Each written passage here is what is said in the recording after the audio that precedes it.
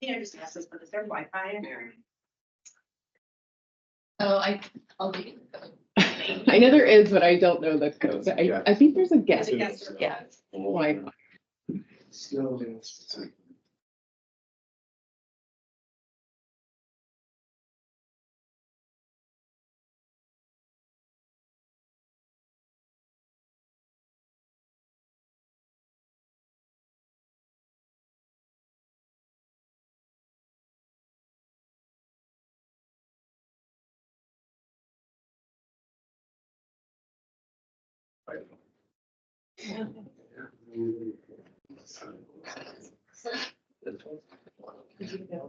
All right, everyone, I think we will go ahead and get started.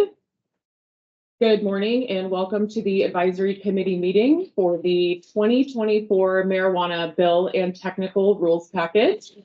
Thank you for taking time out of your busy schedules to attend this morning's meeting. My name is Nicole Blase and I am the rules coordinator for the OLCC. A few housekeeping notes before we get started. Today's meeting is being recorded. For those that are joining us virtually, please ensure that your phone or computer is muted unless you are speaking.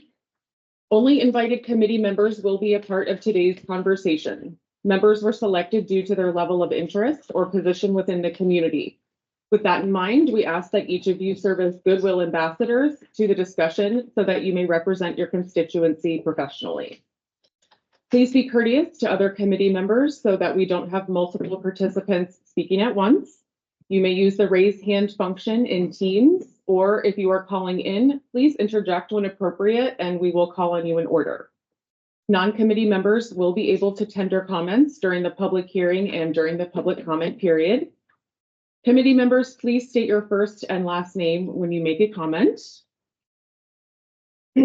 All right, we are going to get started. Today is Tuesday, August 13th at approximately 9:05 a.m. Many of you are familiar with the rulemaking process, but for those of you who have not yet had the opportunity, or for those listening in, I will begin by saying a few words about rulemaking and the purpose of advisory committee meetings. The purpose of an advisory committee is to increase the public's involvement in the drafting and development of administrative rules. The Oregon Legislature, through its enactment of the Administrative Procedures Act, ORS Chapter 183, stresses the critical importance of the public's participation in policy development. Advisory committees are an excellent way to solicit input from internal and external stakeholders who are likely to be impacted by the development or amendment of agency policy and rule. Consequently, advisory committee invitees may include licensees, permittees, industry representatives, OLCC staff, members of law enforcement, local government, the public, local community organizations, small businesses, and other interested stakeholders. The purpose of having all of the members on this committee today is to hear from different parts of the industry and public health and safety partners. The commission strives to hear from all interested parties. Our role today will be to explain the background and context of these rules and the changes that are being proposed in this package. We will provide facilitation to ensure that all committee members can provide input today. During this morning's meeting, we will seek your input on the proposed amendments to the 2024 marijuana bill and technical rules package. The Oregon Legislature passed House Bill 4121 during the 2024 Oregon legislative session, which has several provisions that require agency rulemaking to implement. Further, the agency must also undertake rulemaking to respond to changes within the industry. The topics which require OLCC rulemaking are presumptive marijuana testing methodology related to ODA regulation of hemp growers, standards for artificially derived cannabinoids in the general market, hemp product registration and labeling requirements, marijuana license caps and moratorium, hemp minor decoy operations, and temporary worker permits. Under Oregon's public meeting law, this meeting is open to the public, and members of the public are free to observe our discussion but may not offer comments. The agency will digitally record this advisory committee meeting and will produce and circulate a record of our discussion. We will now move on to introductions. I will be calling on you to introduce yourself. When introducing yourself, please state your name and the organization which you are representing. Again, my name is Nicole Blase, and I'm the Rules Coordinator for the OLCC. And I'll start with our OLCC staff. If you'd like to introduce yourself. Start anyway. Melanie Musial, Director of Administrative Hearings. Shannon Hoffeditz, Interim Director of Licensing and Marijuana Compliance Director. Nicole Mitchell, marijuana licensing technician and liquor holding. You got Hosky? Go ahead. I was in my own world up here. Rich Evans, Public Safety Director, OLCC. Anthony Gutowski, Academic Complaint Specialist. David Stanford, Laboratory Compliance Coordinator. Stephen Crowley, Hemp and Cannabinoid Compliance Coordinator. Arnaud Simon, Public Health and Consumer Protection Policy Analyst at OLCC. Denise Byron, marijuana licensing technician. Is there anybody else, excuse me, OLCC on staff that are joining us virtually today? Hi, I'm Amanda Borup. I'm Director of Education, Health, and Policy with OLCC. I'm Matt Kobos, Marijuana Licensing Technician. Great, thank you, everyone. And I'll move on to the RAC members. Marissa Rodriguez. Hi. Hi. I'm Marissa Rodriguez. I am a licensee, wholesale licensee at Nimble Distribution. Thanks, Marissa. Wendy Minty. Hi all, joining virtually today from Southern Oregon. My name is Wendy Minty, representing Can Experts. I represent licensees of all varieties. Thanks, Wendy. Ellie Niles. Hello, Ellie Niles, Senior Compliance Manager for Nectar Markets. Thanks, Ellie. Jesse Bonacue. Hi, I'm Jesse Bonnick, I'm the Executive Director of the Cannabis Industry Alliance of Oregon. We represent approximately 500 licenses from all sizes, types, and geographies of Oregon. Thank you, Jesse. Amy Margolis. Amy Margolis, I'm a lawyer. Thank you, Amy. Thomas Garmeyer. Adam Foster. Adam Foster, I'm the Chief Legal Officer with Silver Stem Fine Cannabis. Thank you, Adam. Sergeant Eli Breen. Eli Breen, I'm with State Police. Thanks, Eli. Megan Lanier. Terry Quinones. Lee Stewart. I am Lee Stewart, community member. Thank you, Lee. Margaret Flushinger. Hello, Margaret Flushinger, health analyst with the Oregon Health Authority. Thank you. Anthony Taylor. Jessica Clements. I'm Jessica Clemens, representing Higher Cultures Good Gardens, vertically integrated. Thank you. Jason Laitman. And Aaron Purchase. Erin Purchase, and I'm kindly Pendleton. Thank you. I think Megan Lanier, you may have just joined us. Could you kindly introduce yourself? Hi, I'm Megan Lanier with Lanier Lane Consulting down in Southern Oregon. All right. Thank you to everyone. It looks like we have all of our RAC members here. So I am going to once again remind everyone who's joining us virtually, if you could kindly mute your mics, and we will go ahead and get started.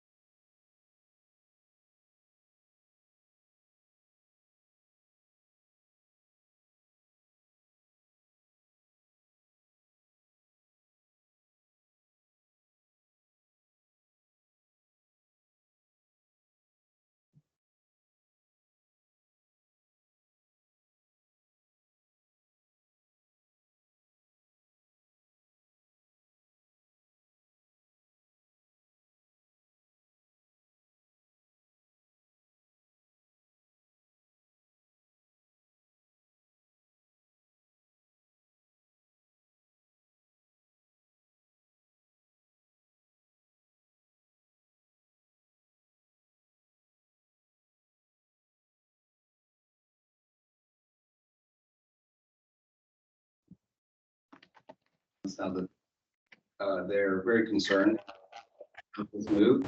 One of the things that I want to start by question one, is this information subject to public records request and or otherwise available to the public? Two, what is the benefit to the OLCC for this information? How will you use it? And three, can you give us any concrete examples of how you have used this information in the past?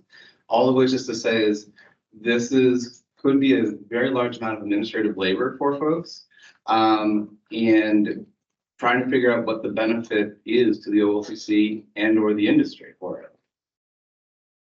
It's hard for us to analyze whether we support the essence for it until we understand what the purpose of it is. Right. So I can say from my side of it, here we are identifying those individuals that even if they have, let's say we've got a legal entity here that has multiple people, another legal entity, some of those people here, it's for us to help better identify who should be applicants on an application. As far as like producers under common ownership, they're allowed to transfer product to one another. So with not having everybody identified, it's hard for us to know which, people can transfer product back and forth to one another. Also, as far as our AHD staff, making sure we're identifying the proper people when we go to issue a charge letter, that we know who the true applicants on the license are. Hi, so I'm hoping, is there gonna be an addition of a definition of indirect interest? I just peeked through the definitions and I didn't see that added. I would just recommend, since I don't know what an indirect interest is, that if you're gonna add that, I mean, I agree with Jesse. But I just think it would be, you and I have worked on big ones of these with lots of complicated business structures. And I think I would not be able to identify like what that term means. So I think if you're gonna do that, there needs to be some definition of indirect interest, and maybe that's a good time to talk about what that might mean. So that's my comment, other than what Jesse said. Okay. So when we're looking at indirect interest, it's those people that make up our licensee of record.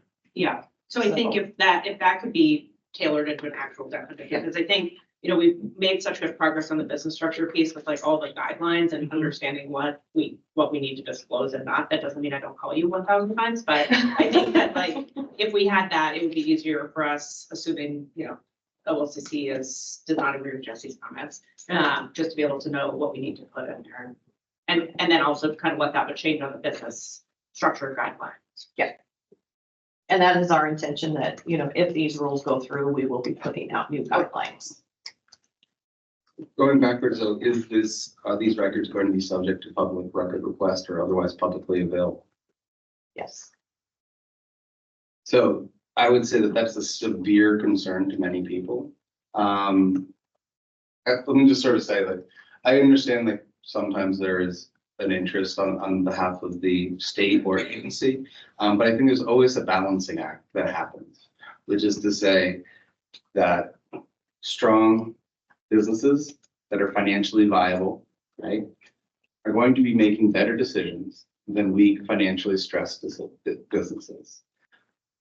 I think that this could hinder the ability of people to raise and maintain capital, because there are certain people who currently have been invested and are invested, who invested at the level that they did specifically because they didn't have to put their name on a piece of paper that was submitted to the OLCC and be publicly available. It could hinder their personal and professional relations in their community or their personal careers being associated with cannabis, which is an unfortunate reality, but it is a reality. And so I could see very easily how this would hinder people's ability to raise capital, i.e., making it harder for people to be financially stable, stressing them financially, and thus making it harder for them to make smart, reasonable decisions. So I think there's two sides of the coin here where not over-regulating, not putting unnecessary hurdles in the way of people doing normal fine business is a benefit, and it helps people be more stable financially, and enabling them to make smarter decisions. I have heard directly that people are terrified this will affect their current investors and their future. And some of these people, you know, it might sound like I'm being nefarious, but I'm also talking about doctors and nurses and family members and CEOs of 500 corporations.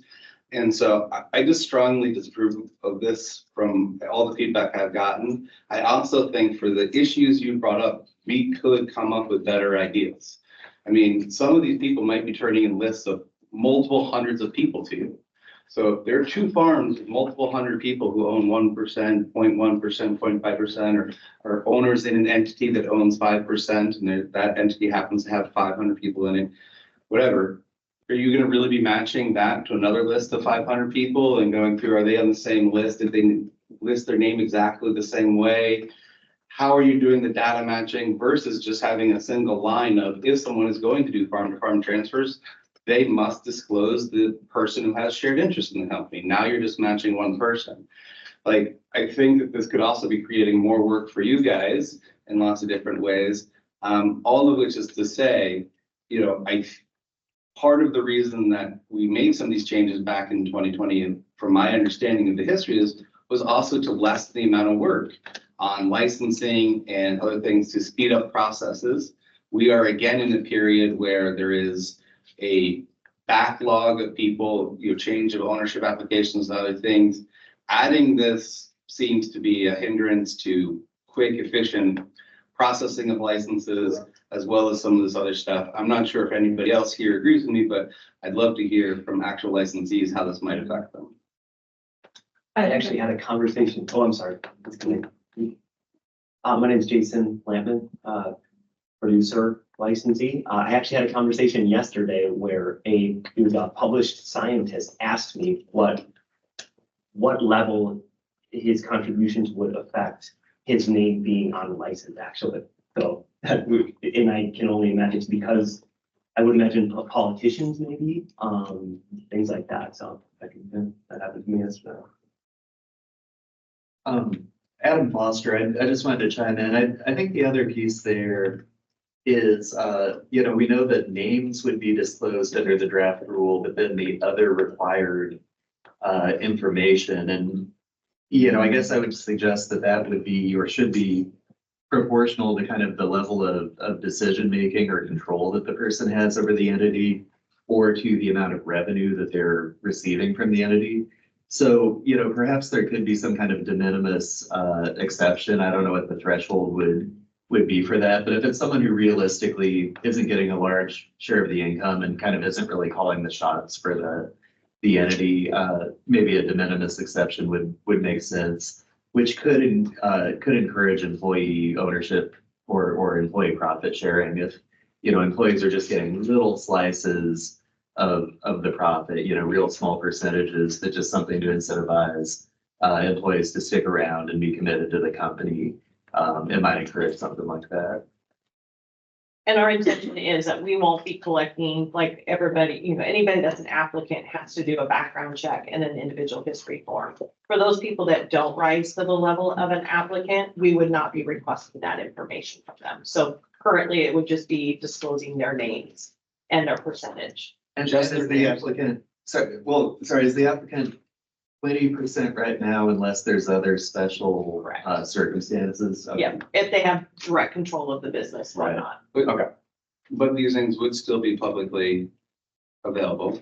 And you're collecting only names, no contact information, no date of birth, no address. We will have, I believe it's phone number, email, and mailing address.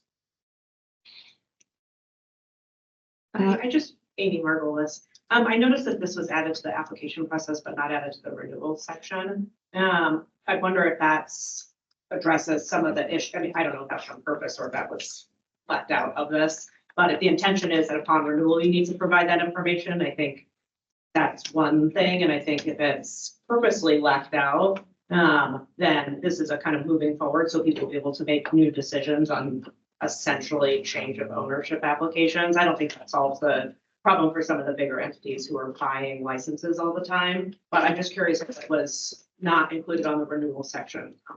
Currently, we are not going to be collecting information at renewal time on business structures.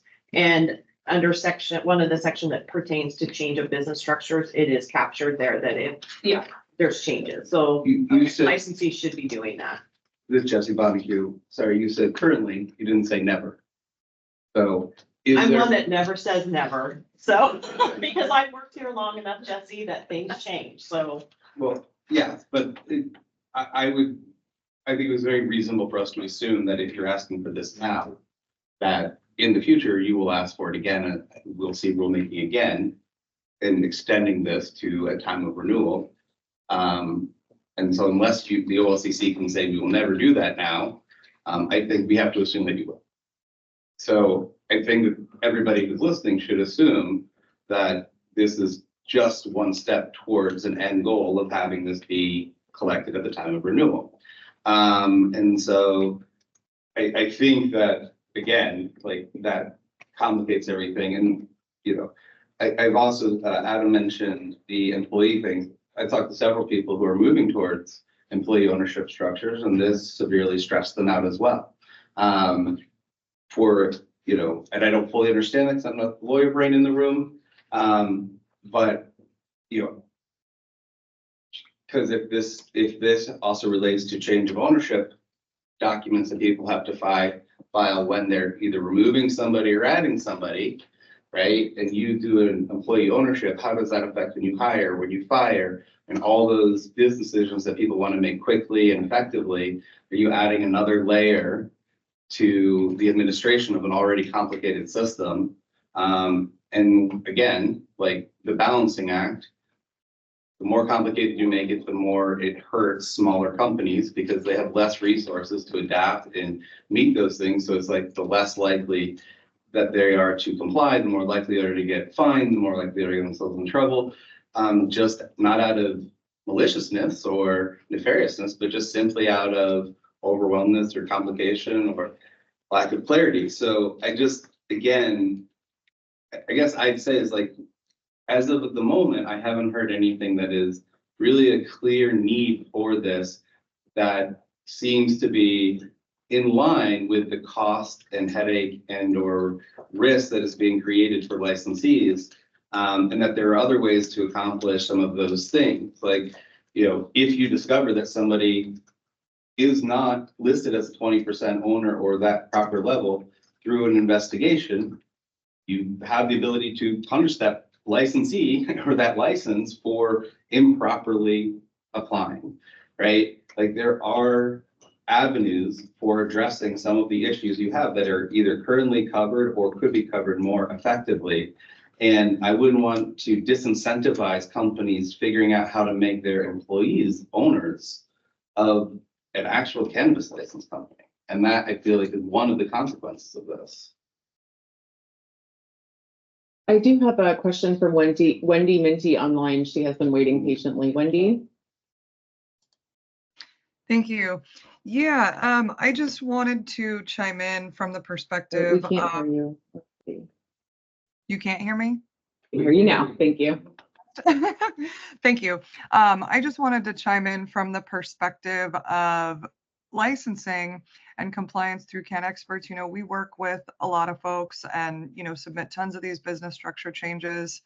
And I know that, I mean, especially in the last few months since the camp rollover, things have slowed down significantly. And so I'd like to second some of the concerns that Jesse brought up in terms of overloading your investigators with more information than they already have, especially when it's not necessary. I think that, you know, requesting shareholder documents, things like that, you know, that's one thing, but having all of this information for every person directly or indirectly related to the license is going to create problems for your investigators and your team and slow things down even more so than they already are, which is a huge concern and would be, especially considering, again, things like Jesse was bringing up in terms of employee-owned shareholders. People want to make these decisions quickly and move through some of these things quickly.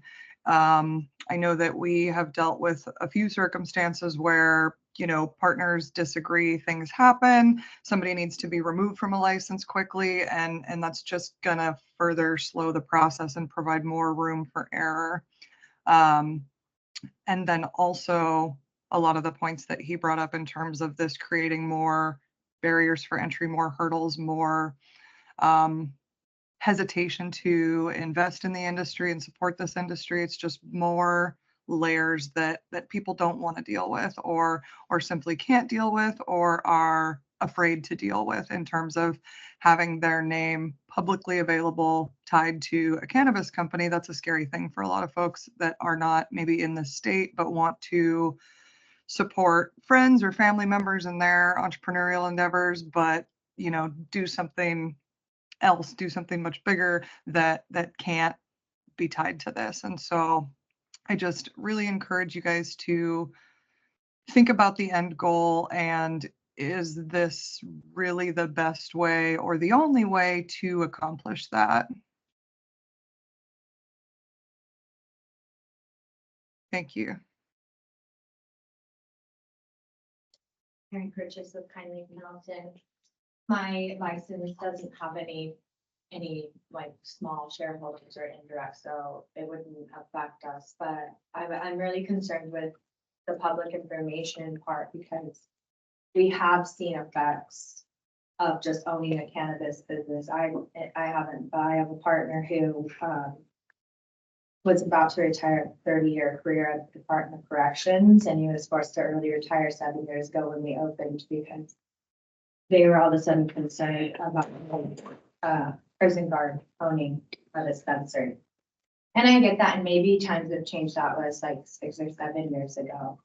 But I also have partners, they both own cattle ranches, and they cannot get federal loans at all for their cattle ranches. So if we change it to my new indirect, I mean, maybe less than 20 we could come to an agreement, but I think people that are like less than 10%, no control over the company, maybe they just have a little invested in a family member or something, publicly posting their names could really affect their careers that they've had for a long time, their family units, and like she just said, hesitation to invest into the industry. This is my final thought, which I think is like my thought that I said at the beginning, which is I guess I'm having a hard time.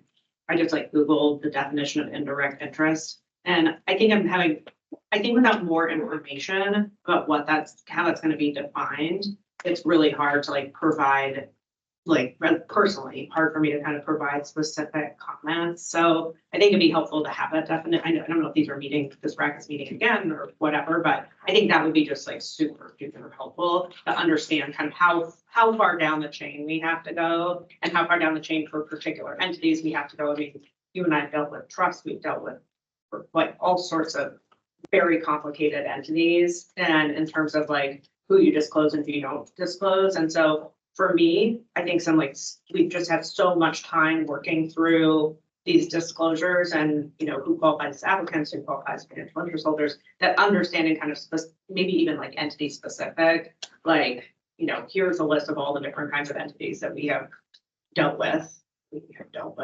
And then we would expect the following indirect interest holders in these to be, right? So is it, if it's a trust, is it the executor? If it's a, trust, is it the beneficiary? If it's like who is control, like one, who has control over those entities, and two, who may be a beneficiary of those entities. I just think that would be super helpful for like broader comment. Hi, Jessica Clement. I agree that definition is important here. And I would just have to agree with Jesse and the others that my biggest concern is that this would bar quite a lot of investment into our industry already for off the lack of resources and funding. And at this point, I think the market is sort of stabilizing and correcting itself over 8 years. Well, sort of bubble COVID, kind of a banking market that existed during that time. And investments coming back. I'm seeing it. People are interested, and they will not invest with us. I'd like to echo that, all of the concerns, and then like some specifics about about Nimble is, we have over a dozen people on our cap table, and I can think of a few that would not want this to be disclosed for all of the reasons that have been, presented, that it could potentially harm them in their communities. And I can say, like, personally, like, my banking got shut down 4 months ago, and somebody at the bank, figured out that I have a interest in a cannabis company, and poof, it's gone. And I would not want to risk that for any of our investors. They're already doing us a huge big solid by getting involved to begin with, and to then have to disclose to them, and you might lose your banking. We are about to execute our employee stock option plan. So every time I issue options, am I going to have to disclose as to what percentage or what options they've received? I have 36 employees, and we're planning on doing this yearly. It seems like a big lift for me, but even bigger lift, as everybody has said, for staff to have to get through all of that. I'm also thinking it's not something that happens very often, but there actually is a platform to do this, is crowdfunding. So there is a platform to crowdfund funds for cannabis businesses. Holy moly, you could have thousands to sort through for funding. So that's my general concern. Thank you, Marissa, for bringing up the crowdfunding piece, because that's something I forgot. This is Jesse Bonacue again. I want to also double down on something that Aaron mentioned in relation to publicly available information being very concerning. It's not just investors, it's landlords, it's the banks, it's churches, it's creditors, it's employers who might be looking, and being judging people. So there are tons of potential negative consequences beyond just that. And then especially when you go back to banking, to employees, if you're doing the employee ownership kind of structure, now all of them could be subject to losing their bank accounts. Like, people, I know where you're dealing in the time with cannabis bias, but it has always been something that I found incredibly frustrating and sad, is that for people to come into this industry and work and help grow this industry, which has contributed over $1 billion in taxes to the state since our founding now, that they are putting oftentimes their retirement and other actual aspects of life almost on hold. Their ability to create inherited, wealth that can be generational wealth is hindered by participating in this industry often. And this could help, increase that and basically increase the punishment for people for getting in. And it's one thing when you're an owner, you have a investment and you have the potential of benefiting exponentially from growth of that company. Again, but it's a different thing when you're an employee, or that is severely minor. Also, like the crowdfunding piece, we are in a market that will be at some point competitive, and is to a degree right now with other states, hindering the ability of starting a company in Oregon, right? And putting Oregon companies behind the ball on where and how they can raise capital simply by geography is also unfair to this industry, and is ensuring that in the case that there is interstate commerce in a national marketplace at some point in the future, that our folks are financially stressed and unable to be competitive in that place. But again, there's this balancing act where disincentivizing investment, the ability to find capital and making it complicated is not necessarily directly related to the government interest. So I have severe concerns about this. I think removing this was a good thing. I think it has benefited the industry. And I think adding it back in is unnecessary. You guys have the authority to go and request this information in any one situation where you believe that there could be something untoward, but just generically collecting it is, I think, is just not the right thing to do at this time. And I could not support it at the moment. And I'm also severely concerned about how some of the changes down below will affect us, such as under 1165, change of business structure, where where you're now adding or removing somebody, and like just the amount of administrative labor that this could cost for legislators, for licensees. And I'd like to fully understand about how some of those other changes further down would further increase the burden that this would put on licenses. But I think we've all kind of clearly said, please don't do this. This is a really good start. We do have a lot of rules to get through, so I think we need to just go through each rule section, and then towards the end, we can discuss any changes and have a little more conversation. So I think, Amanda, if you'd like to move on to the next section, which is 1060 fees. Yep. So 1060, the change is moving the fee from after you get your worker permit's been approved to adding the fee to when you apply for a worker permit. The reason for this change is the legislation that allowed for temporary worker permits. So people will be able to get a worker permit when they apply. Excuse me. And the language for the temporary worker permits is not ready yet. So it's not in this rule package, but we will have it in a rule package coming up this summer. Any questions, feedback on 1060? Otherwise, we will move forward. Go ahead, Jesse. This is Jesse. I have a question. I just want to make sure I understood what Amanda just said. So basically, while this fee is moving to when someone applies, they will get a temporary worker permit. Is that correct? Yeah, that's basically what the new statute laid out. And then we have to we're still working on the actual rule language, but we'll have that soon and it'll come to our app. So I would simply say then, I think I have concerns about, like, I know farms already have a hard time finding temporary workers, especially around time of harvest and doing that. I think what you just described would be very helpful in relation to the temporary worker piece. And anything that makes it easier for them to find and retain temporary workers, I think would benefit farms. I would say in general, since the rule is open, is there any reason it's $100 and not $28 or $29 like it is for alcohol? Can we reduce the cost? Two, could we put a trigger on this so that this doesn't go into effect until that temporary worker rule is in effect? So people aren't asked to pay $100 and not receive an immediate temporary license.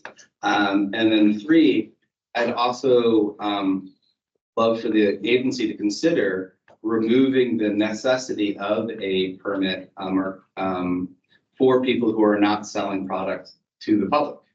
I've taken the test.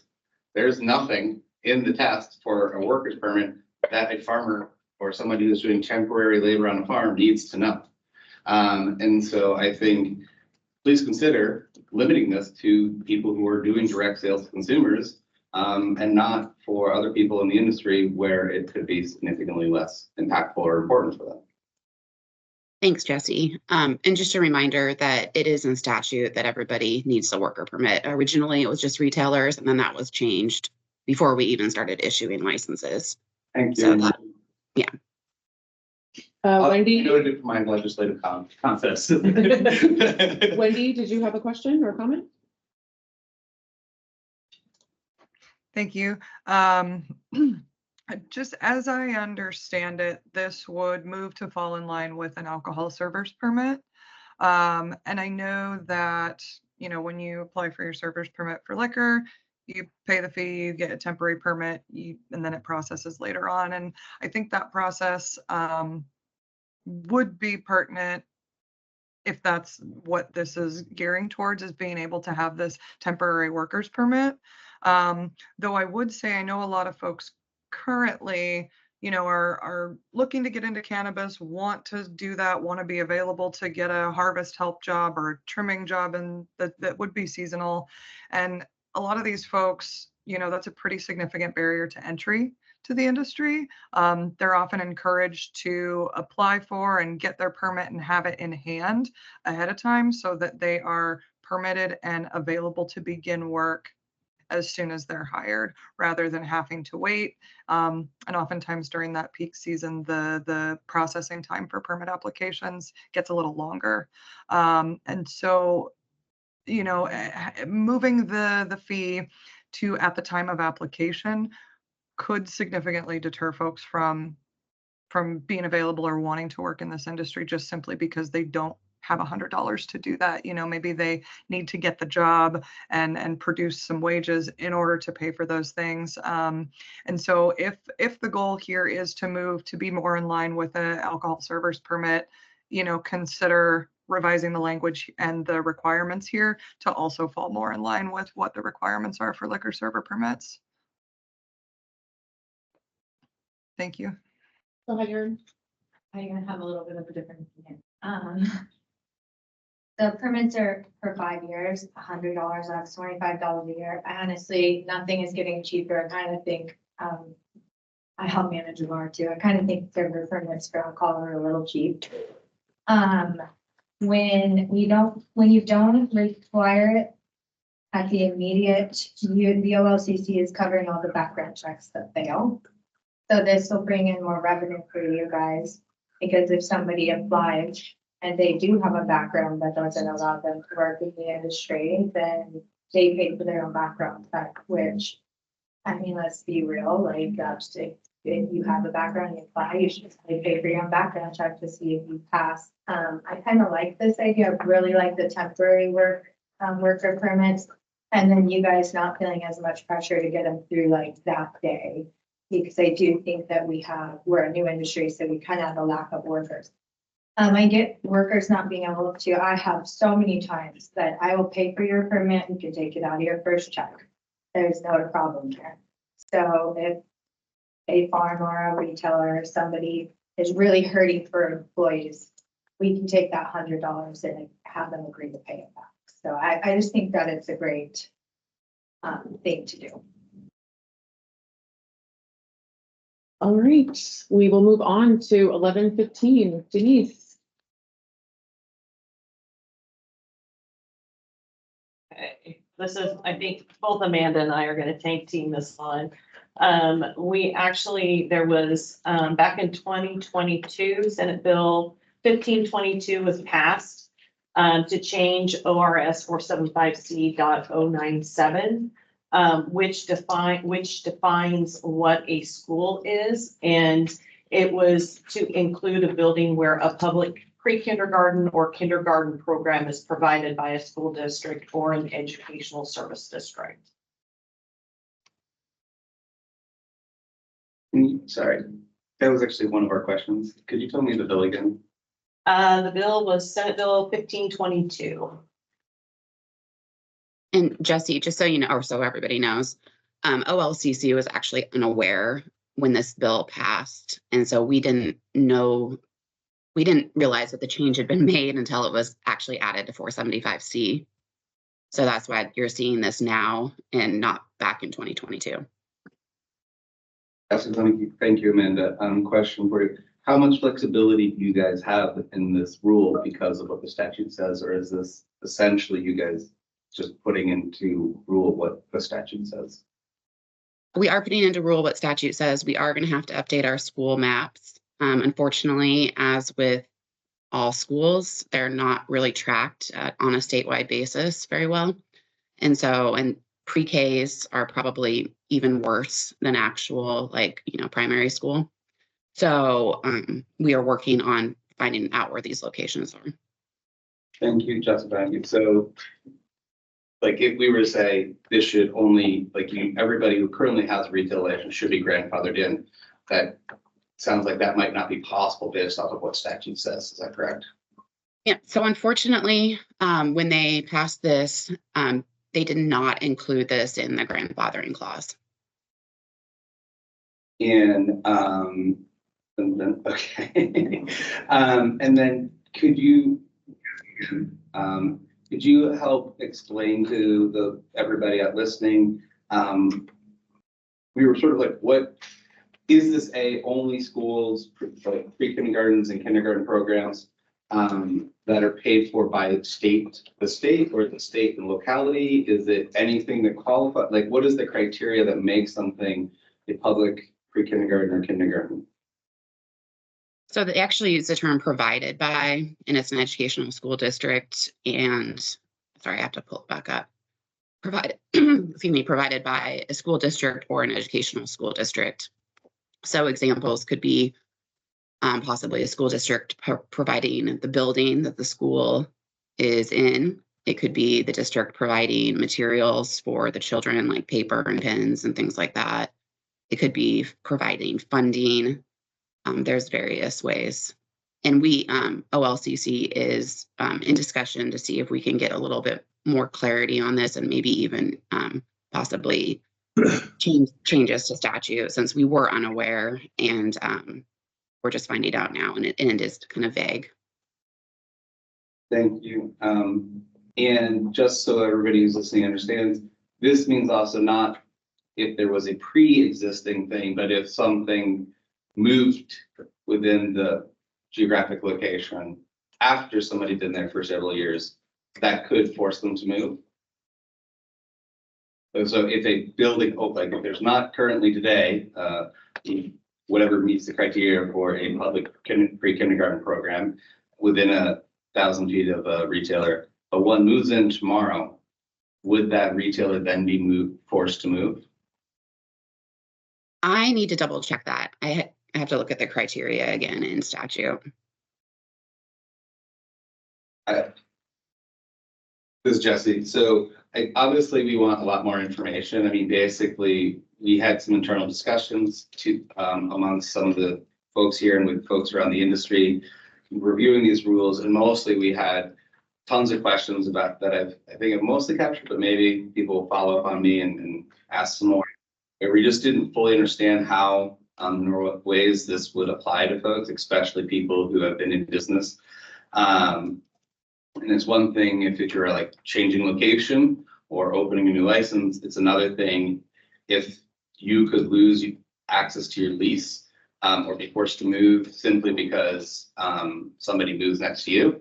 And some of the implications of that are a lot of people have secured leases with their personal guarantees.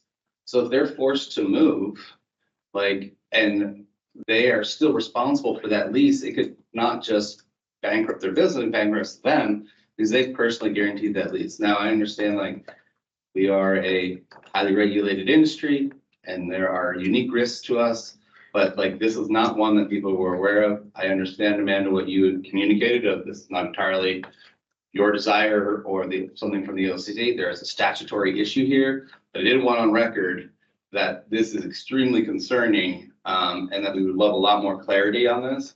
And anything we can do to mitigate some of those negative impacts, I think would be deeply appreciated.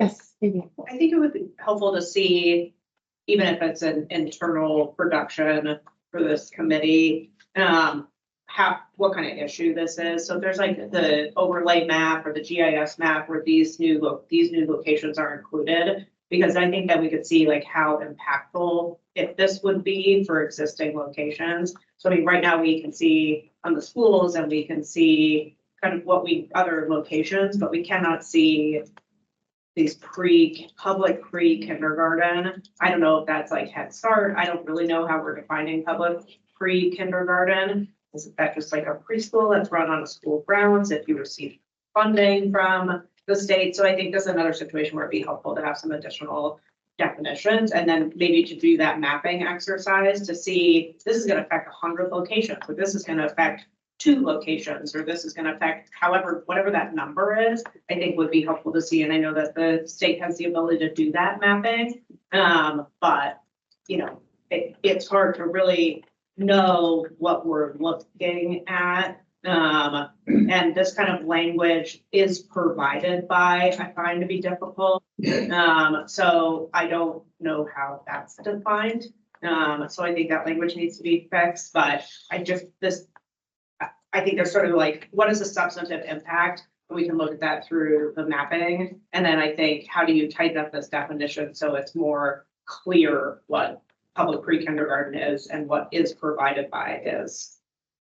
Yeah, Amy and I agree, and we're trying to find out where these locations are currently. Awesome, thank you. We do have a question from Wendy, and then I'll get to you, Adam. Wendy, go ahead. Thank you.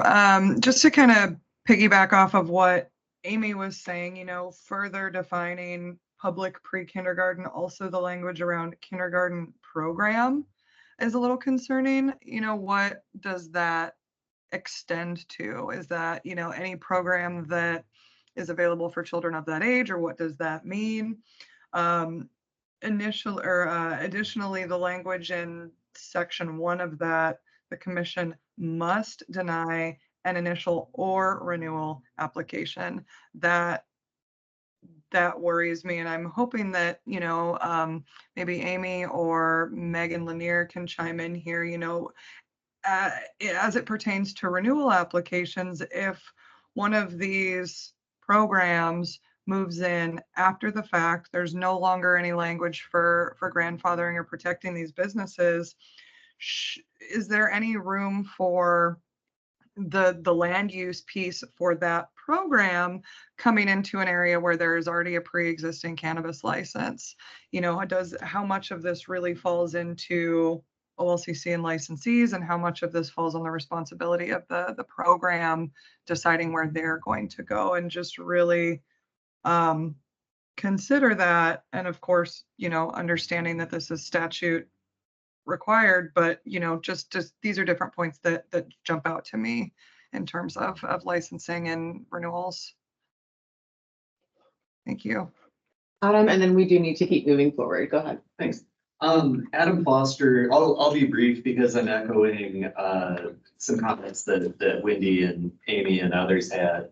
But I would emphasize, I see this language in the statute, and that it was kind of cut and pasted from the statute to the rule. But I do think the words public in terms of describing the program, and then provided by the school district are important words here. And so, you know, I would suggest that it would be provided by the school district would have to mean something that the school district is owning or leasing the building, they're hiring the teachers, they're providing the program. It's not just a program that gets public money in some form. Because I sure think this should be read narrowly. You know, 1,000 feet's a long distance, right? And what's the harm for a 4-year-old to be attending a program that's located football fields away from a cannabis store? I mean, it's hard to imagine that the child would be aware that the cannabis store exists, or that it would have some negative impact to the extent that they were aware of it at all. So, you know, I see it in the statute, but I guess I'm just really not sure what harm it's trying to mitigate. And I do think it should be tied to, you know, public programs that are open to all kids that literally are provided by the school district within that language. Thank you. All right, we are going to move on to 1165, Denise. Get there, hold on, finishing up notes. No problem. This is change of business structure. Oh, okay.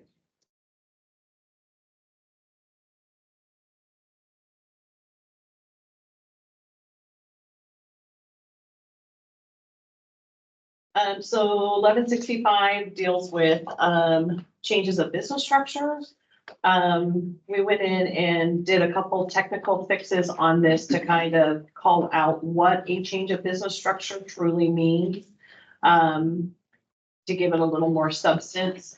A change under 1A, a change in the licensees or laboratory licensees ownership structure by adding or removing an individual or legal entity who meets the qualifications of an applicant as described in OAR 845-025-1045, or an individual or legal entity who holds any direct or indirect interest in the license other than an interest held through a publicly traded company that does not rise to the level of an applicant as defined in 845-025-1045.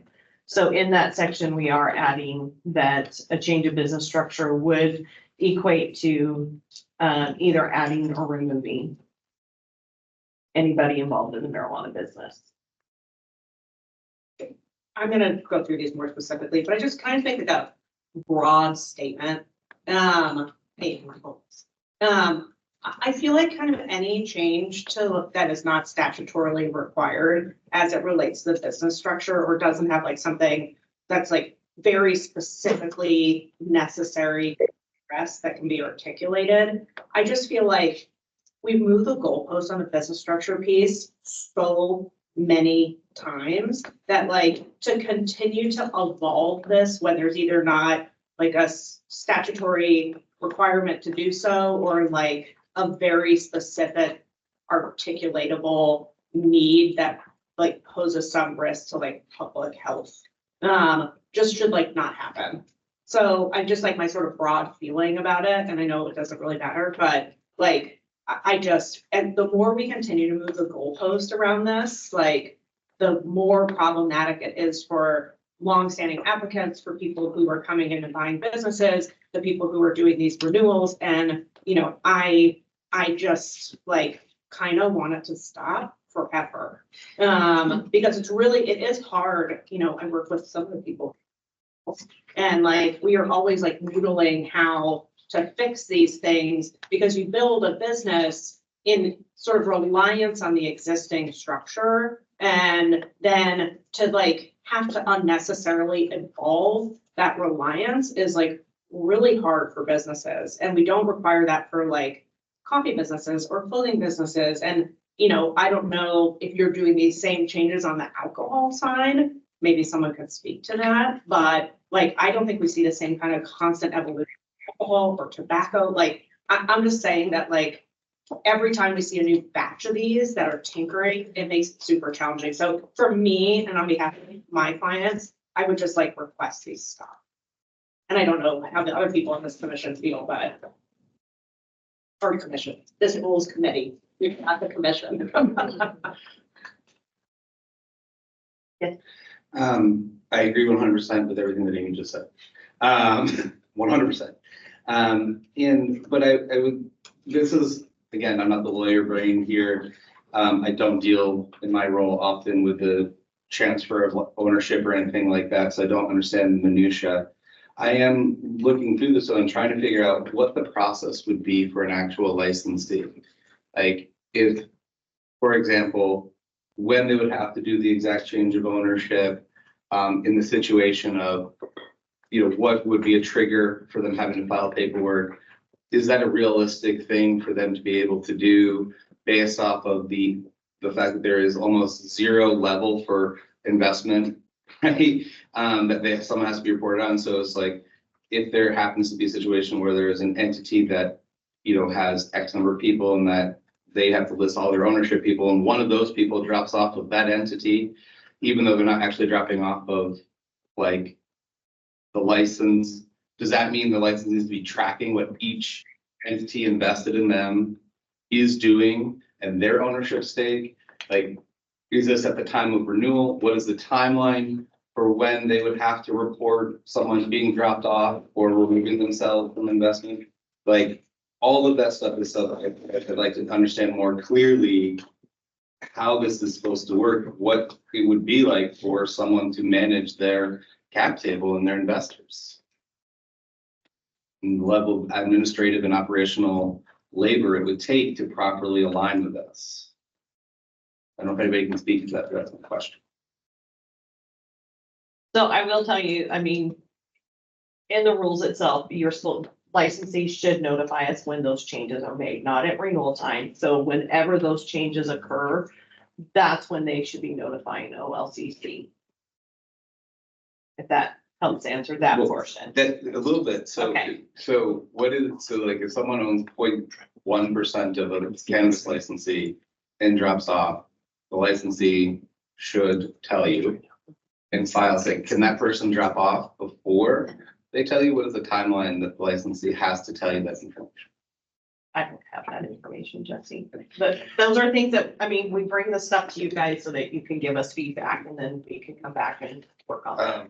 And then the other question I have is, because again, I'm not my area of expertise, maybe I know there's at least 2 lawyers here, who could talk through this a little bit. Like, is there an entity where every owner of that entity, who's an investor below 20%, has to list all of their investors, and or ownership stake, and like, therefore, like, before that entity makes any internal decisions, they would actually also have to notify the licensee. The licensee would have to track what is happening in that investment. That's what's being suggested, I think, depending on how you define indirect interest, but I think that is what's being suggested. I would say that sounds horrible to me. It sounds complicated. And it sounds like something, again, that would drive off investment and or force licensees to refuse investment. Well, I think also it could create violations. So as somebody who would like to see like fewer violations and not more violations, I mean, if you're not appropriately reporting your business structure, I mean, you do create a possibility for a violation. And I mean, you will trigger, and again, I think it all goes back to how you define it, but like, you could trigger this sort of like, you know, how do you for an investment entity, an investor entity, depending on how that entity is structured, to basically notify you of changes in that structure. And then, like, is there some sort of trigger mechanism you need to go back in to say, you know, entity, you know, ABC LLC, I know you own, you know, whatever, 7% of this company, and you have, you know, 20 members of the fund. And anytime those change, like, you need to let us know, and then we need to let you know. I just think it, like, if it's not narrowed, it will become super complicated. I know you're hearing that. I can see that you're hearing that, and I'm like taking frantic yeah, notes, yeah. so. So I just think like that's a real concern. Okay. Hi, go ahead, Jason. Sorry, everyone. Our camera decided to stop working just now, so if everyone could please state your name and organization while we try to get it back up. Thanks. Go ahead, Jason. Jason with State Street Farms. I agree with what you're saying, the amount of work that could be. And I think my thought just listening to that is that if you're trying to find everybody who is a part of this, like people that are maybe trying to slip through the cracks or something, I don't think they're gonna report anyway. I think it's gonna create more work for people who are following the rules. I don't know if that's any that helps. It's just a thought that I had on that. For the record, Jesse's giving 2 thumbs up to what Jason just said.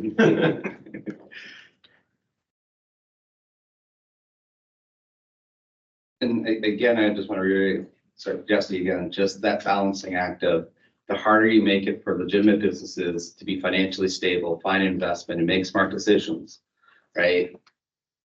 Like, the more stressed you are making them, more likely they are to make bad decisions. There is a benefit, a public benefit to making it easy for cannabis businesses to be successful.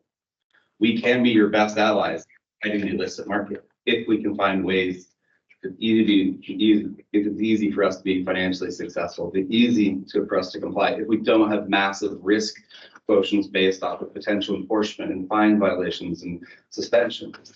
Like, there is a balancing act. I get it, it's not just all one side or the other. But there is another side of that coin of the more successful our businesses are, the easier it is to comply with rules, the more likely people are to do it properly, the more competitive the industry is, the more it can compete with the illicit market, the more it can innovate, the more it can drive the illicit market away. And so there is this balancing act, and I feel like these are on the wrong side of that balancing.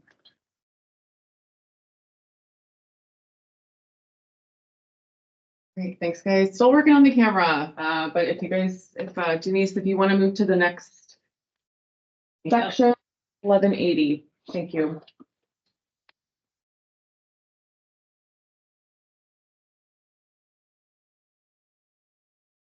Get there, change of location. this is a fun one. So our current rules state that licensees that are losing legal access to the property are required to notify us of their new location within 30 days. We're changing that to 90 days to give licensees a better time frame. And then further down, let's see.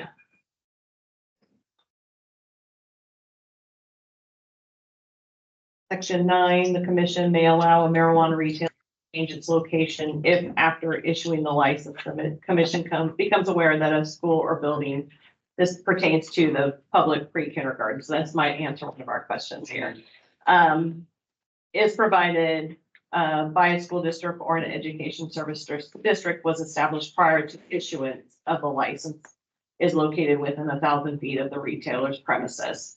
So I think this kind of answers your question that if the retailer was established there first and a pre-K comes in to play, then they would not be forced to move. But if we determine that we find a pre-K there in error, that it wasn't identified at time, but we can establish that the pre-K was there prior to the licensing being established, then we would be required to make that retailer move. Is Jason Linton here? Is the 90 days tied to that? You have 90 days? No, that's for just a change that this rule kind of encompasses a bunch of different things. Okay. So the first part is we're extending the 90 days to move somewhere. Okay. And then we're trying to basically do away with floating licenses. Okay. Primarily because they have become a logistical nightmare for our agency. So language further down in this rule, I believe, basically states that if a licensee loses access, they need to make sure that they provide us the new location within 90 days. And then at renewal time, if they are not in compliant and have a new location, we can propose to not act on that license renewal. Okay.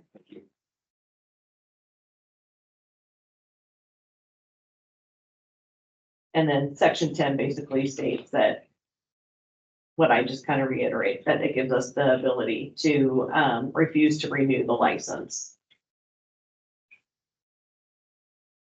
Just point of clarification, as I'm reading 9, it seems to me like you may allow a retailer to move, but which is to say you will allow them to move if it's discovered that prior to the issuance there was a thing, right? But it also seems like they still must move.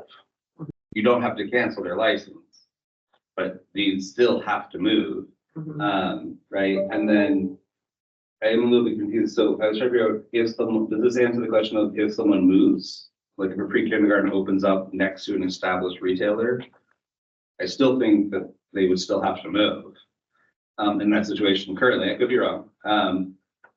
And then I'm a little bit, this is one of the questions that somebody, you mentioned the floating licenses. Like, what is the duration of which someone can have a license without a location right now? We have not put a time frame on it. We have not been basically going by our rules just because the industry, especially with COVID, so many people were losing access to their property. But with that being said, you know, you're trying not to make people shove a license into a closet, which was happening. So we want to make sure that we are focusing that people are actually having a business and they're moving it to a proper place. So. Okay. Well, I actually really like that flexibility and I think it's great. And I would encourage you to continue that, especially because like, I think that would greatly benefit smaller businesses and retailers who will have a harder time finding a new location. And if there needs to be reasonable restrictions, like I'd love to chat about it, but I think the concept of a floating license, you know, can be incredibly valuable to people. And especially for smaller licensees who would not necessarily have the resources to maybe go and buy a whole property themselves or need time to raise capital or adjust really some of the other things relating to the fact that they personally guarantee the lease that they can no longer maintain. And so if there is a need for that outside of the situation, or there's less of a need for it outside of the situation, I can understand that. But in relation to if you're being forced to move by somebody else's actions, I feel like it should be given a lot of grace. And also just for the record here, I think I'd love to put on the record that in general, I disagree with the concept that somehow cannabis is a threat to children because of if children see a cannabis store, they're gonna do cannabis. Meanwhile, kids are literally legally allowed in a liquor store with their parent. A 4-year-old can go into a liquor store. And alcohol kills 16,000 people a year, right? Like this is, I know that you guys are responsible for that, but just one on the record, like there is a massive disparity between how alcohol is regulated in this context and cannabis is. And in general, it is not rational to me. And, you know, and I think anybody, I don't know how anybody accounts for a risk factor of you could lose your business tomorrow if somebody does something that you don't know any control of. You'd be forced to move. I just don't know how, like the amount of capital you would need to account for that risk is just fairly overwhelming for small businesses. And I deal with people across the country on cannabis regulations, and I would say it is a very unique, Oregon's cannabis market is very unique. We have more small businesses than almost every other state in this market, and family owned and operated, individually owned and operated businesses. And it's things like this that pose a direct threat to that unique nature of our cannabis businesses. And I get, again, it's not necessarily because we're responding to a statute. But I just want on the record that this is just horrible. If I may make a comment, my name is Lee Stewart, and I think the reason for why they decided to put in this measure is there are studies that show correlation of proximity of dispensaries to kids and schools increases the rate of use. Because kids see advertising, they see messaging, they're walking by, and there does seem to be an impact on kids, just normalizing the use of it. Yep. This whole daycare thing, and I get that it's not your guys' fault either to coming through. This is probably the worst thing that I've heard today. Owning a dispensary, I have bought the entire building that my dispensary is in, and I live in a very small town. There is nowhere else a retail dispensary can move to. I can think of so many buildings in my little commercial area that are for sale and rent. Now, I don't see a school moving a kindergarten in, but there's not really a definition in this. And my daughter is a preschool teacher at a private preschool that is registered with the state and receives the materials from the ESD and it's kind of affiliated with the hospital. Now, I could see that being included. And it's been like, that wasn't something that our city took into consideration. So it might affect children who see it, but closing existing business down and running families into bankruptcy where they lose everything, including the homes that their children live in, is a serious threat from this. And I would be devastated. Like, it ruined my whole life. So just, I think there's a lot. I think that the OLCC needs, and whoever's doing legislative action really needs to get a grandfather clause in, because it's not, unless the educational service district and the schools are not allowed to place an area around our retail dispensaries that are already exist. Because that also, it's a private daycare that gets materials from the ESD. That also allows personal targeting. In little communities, people personally target dispensary owners because maybe they don't agree with the industry. So if somebody with a lot of money just wants to walk in and open a daycare that's affiliated with the ESD, well, bam, they just effectively shut that business down because they didn't like it. And that's not doing our economy good. That's not doing my employees good or anybody else. So that's huge, huge negative. Thank you. I actually do have Megan Lanier on the line, and folks, I do apologize with the camera. I'm trying to get IT down here, but as long as we can hear, the recording will be up. So let's keep going. Megan. Yeah, thank you. So, I mean, I think it's important for the OLCC to understand too, from a land use standpoint, what businesses have to go through to even get permitted in a commercial zoning designation, and the amount of infrastructure that has to be included. They have to do landscaping, they have to do a bunch of other things. There's so much that goes into it that I think to have to force them to move, I think the grandfather clause would be essential. And I think we need to push on that because it's just simply unfair for them. I mean, it's not so much to say as it's a taking, but that's a pretty huge deal because not only they will spend, you know, upwards in some cases, $30,000-$50,000 just getting the building compliant with local jurisdictional code.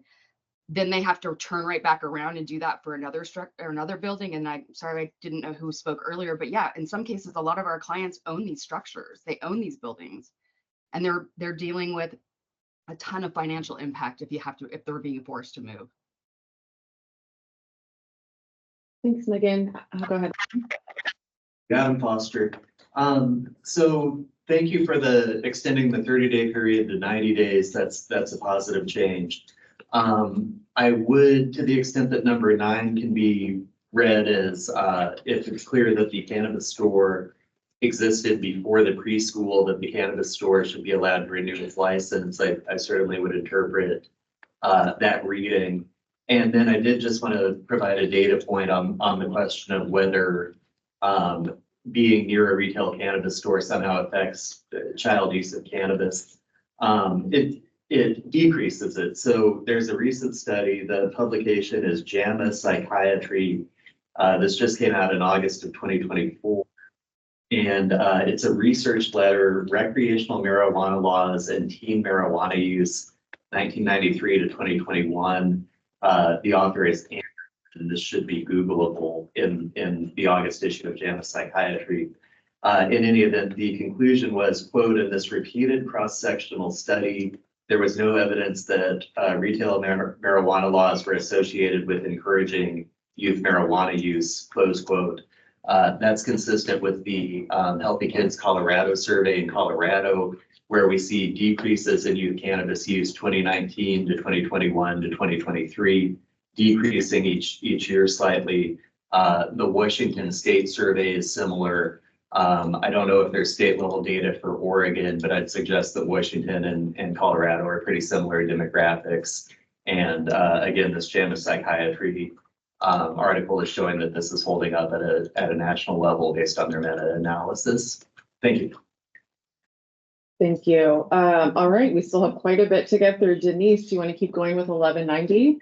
And then you're off duty for a little while. I hope so. 3 in a row. Okay, so 1190 pertains to license renewals. Under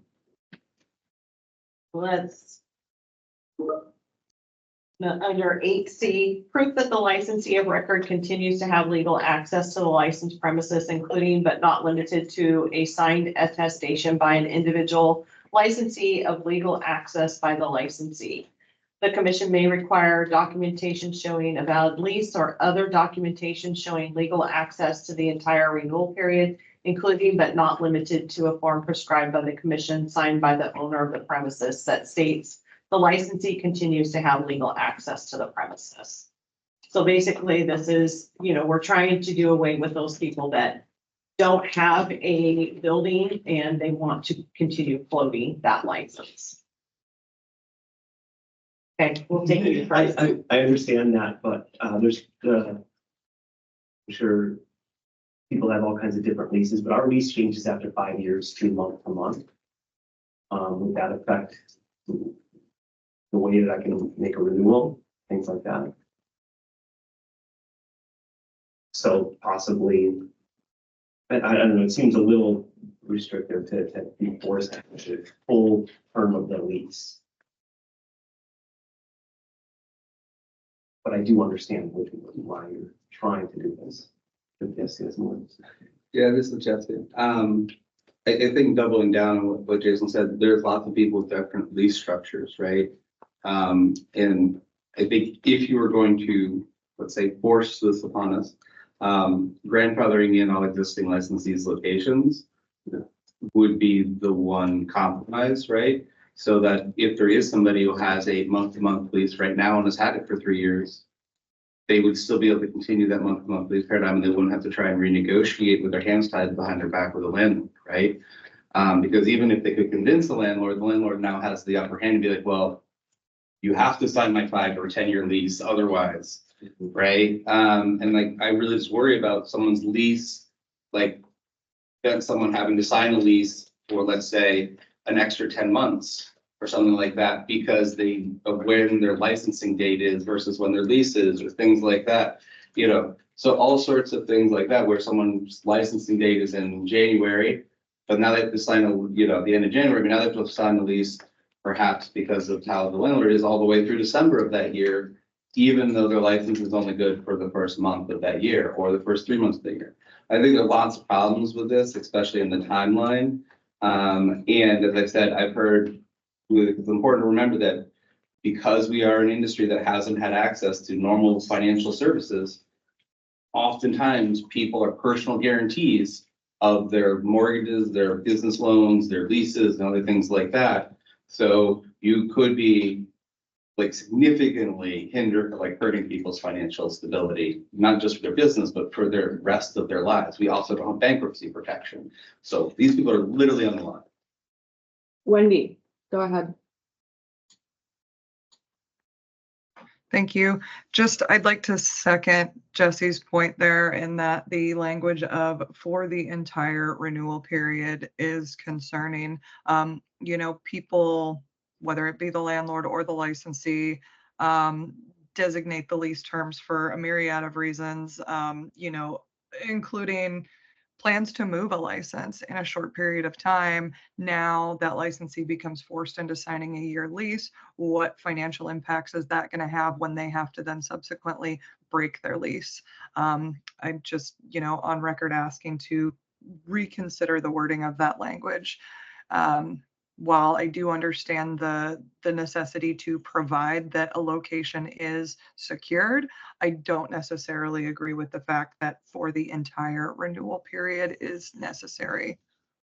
Thank you. Amy, go ahead. Thanks. I just haven't drafted many leases. We often have renewal periods triggered within 30, 60, 90 days.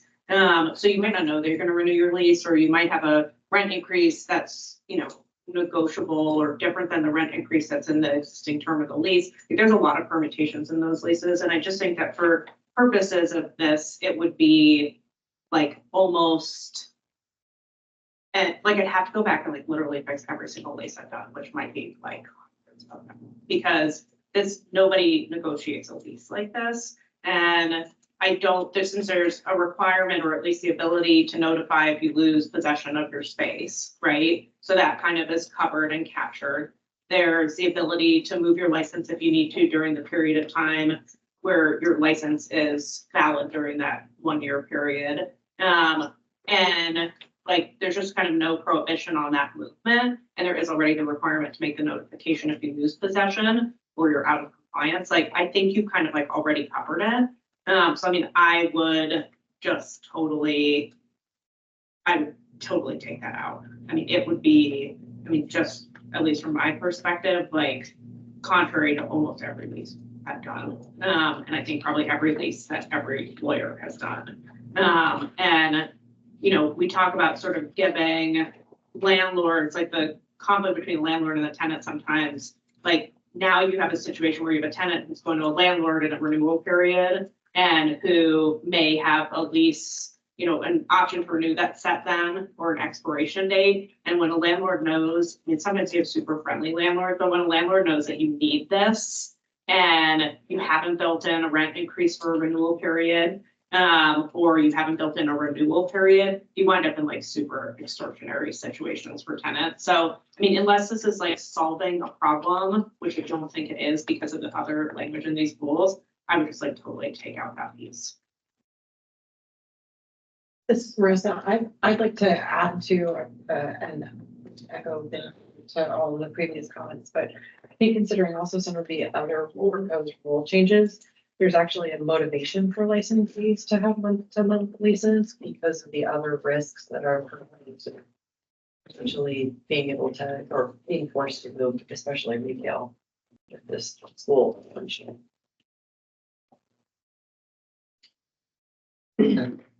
Jesse, go ahead. Real quick, just one other complication that is landlords are not also always responsive. Like, sometimes I've heard people who are already having fights trying to track down current information and requirement.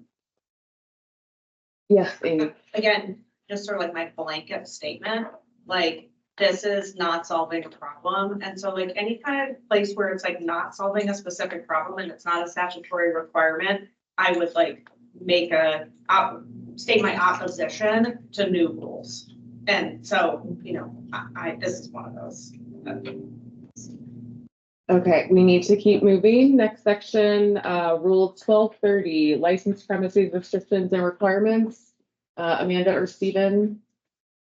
Maybe if you want to lead off, I'll take the last thing. Oh, yeah, so I can go ahead and start. The first change in that section is, I think it was last rule cycle, we changed the language about not being located with a medical marijuana grow site. And we did it so that the psilocybin and the marijuana grow sites have the same language, but that actually causes an issue for people that have a medical marijuana card because it puts them over the plant limit. Because the plant limit is based on your address for medical marijuana. So we had to go ahead and change it back to the way it used to be. So that's just making it so that people that do have a medical marijuana card are within the bounds of the law. Jason? I guess I can clarify that further, that you changed it to be the same physical location or address as a medical marijuana grow site. You're saying that if you have a cannabis license, it would put you over your limit? Yeah, and I think Margaret sitting next to you, she might be able to explain this. Well, I'm thinking back to measure 91 in the exemptions. It actually states that, that one of the exemptions is that the powers and duties of the OLCC do not apply to a person who acts within the scope and compliance of OMMP.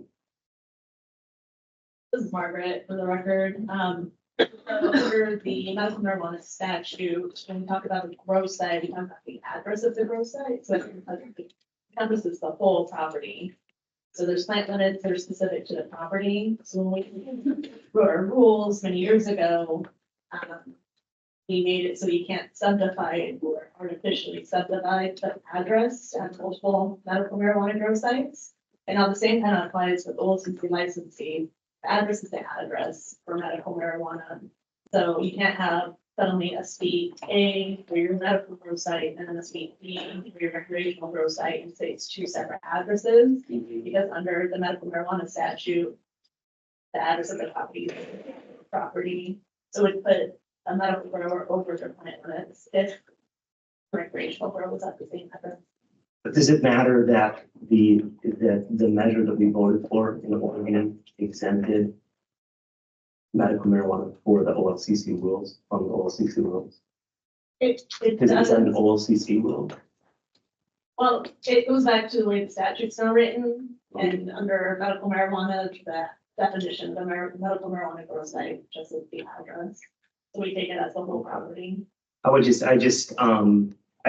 hadn't spoken up for years on the constant attack on medical.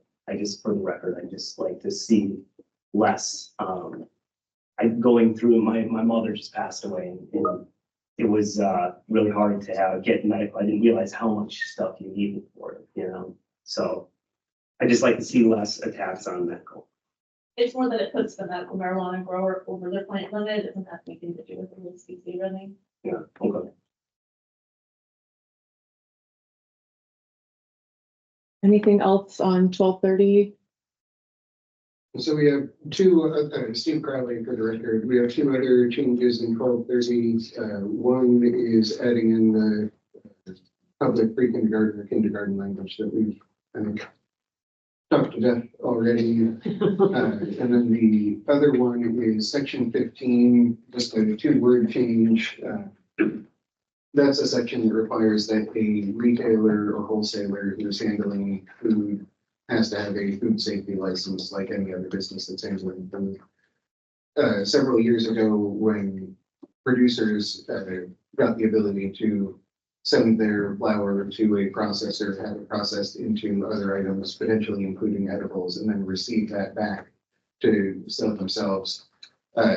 This piece got missed. So if a producer is receiving edibles, food back and distributing those, they also need to have a food safety license. And I mean, that's already the requirement under Department of Ag's food safety license regulations, but this just mirrors that and keeps that clear for any producer who is selling or handling food.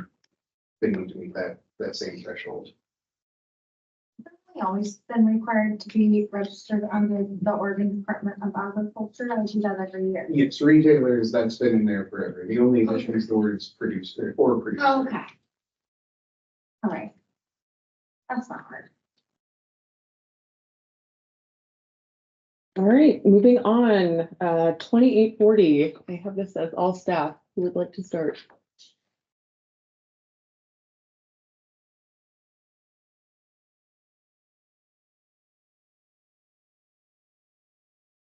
You can go ahead and start. So the beginning of the rule is just adding in the language about the new definition of the schools again, which we've talked about.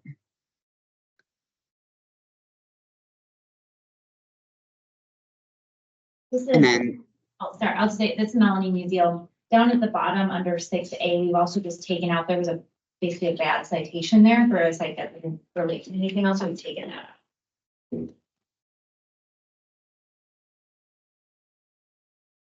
any questions about that rule? I mean, aside from what obviously what we've already discussed about the problems with the addition of the statute, the new definition.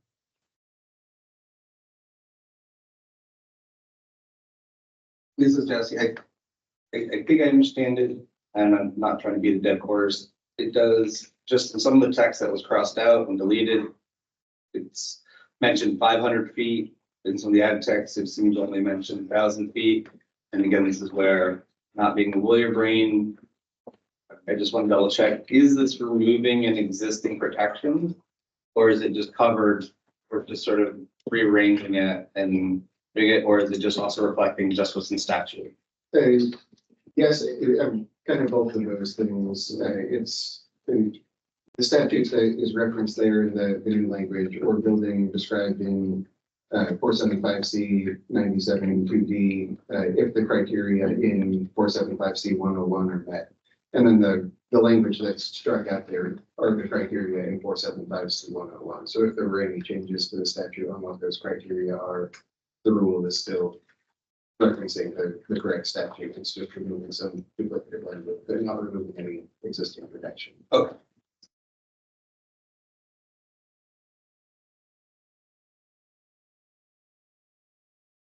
Anything else for 2840? All right, David and Stephen, 3220, please. Sure, so these are the general processor requirements, and what we're adding here is that a processor must ensure every process lot of the finished cannabinoid concentrate or extract or finished cannabinoid product, as those terms are defined, is uniform in potency, texture, and weight per unit of sale. So this was language that we used to have in the old control study rules in back when those existed and no one liked those. When we got rid of the control studies, we lost this specific language, and it is really helpful to have to point to, especially when providing education to processors and to receiving complaints about when consumers are saying this product is misrepresented or things like that. This doesn't look like any other product in this batch, that sort of thing. So this is kind of making the obvious and rule, which is saying everything in your production batch needs to be in how you make it. So all the cookies are the same weight, the same potency, the servings are the same. So that's what we're trying to get to. And so we borrowed that language, that old language from control studies to get there, but definitely want feedback on if you think that's hitting the spirit of what we're trying to get to.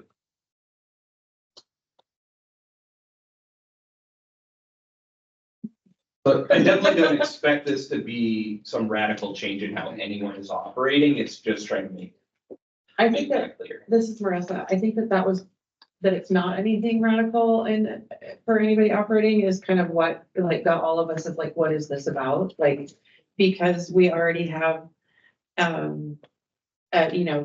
net weight on a label and a target for net weight, and then, a target for potency. It hadn't occurred to me that because the control study is gone, that it is not actually written down anywhere. We've all just been doing it.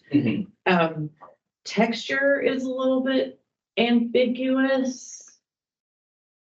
Can you explain Yes, texture? I mean, so the language here is more or less from the current definitions in the testing rules of what a finished cannabinoid product is. And there's language in the testing rules about that uniforming potency, texture, and weight.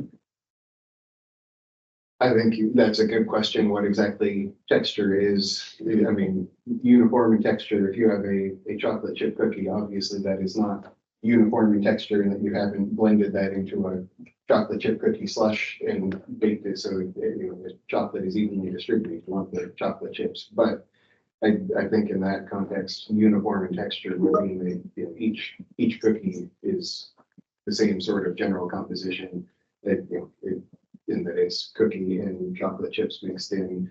I think really the kind of the more critical pieces, and there may be better ways to go about this. We're definitely open to suggestions on language, but the overall goal is, like David said, there's no longer any explicit requirement that a processor needs to be making their process lots homogeneous. The SOPs have to describe how they're going to make it homogeneous, but then for the actual finished batch, it's not explicitly stated anywhere. So that's kind of what this is trying to get to. And I'm thinking particularly for things like individual servings. If you have a 15 milligram serving, a 5 milligram serving, they average out to 10, but that's not homogeneous, and that's a potential issue if a consumer is expecting the same potency per piece. Okay. Adam Fostraden. The potency makes a lot of sense. I think there may be some other regulations that already are specifically talking about the variations in potency. I think the texture just threw folks off a little bit because, you may usually have a gummy that you want to be real nice and smooth. Maybe a batch comes out where it's like a little bit grainy. That might be a quality control issue as far as if you want to sell that batch, but it's probably not something that affects the consumer or their health and safety.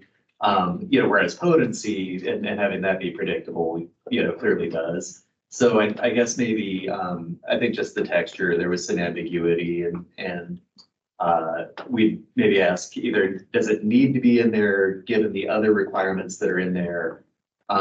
Because maybe it doesn't, but if it does, could it be clear that that's texture in ways that would affect potentially safety rather than aesthetics, I guess would be the other way to put it.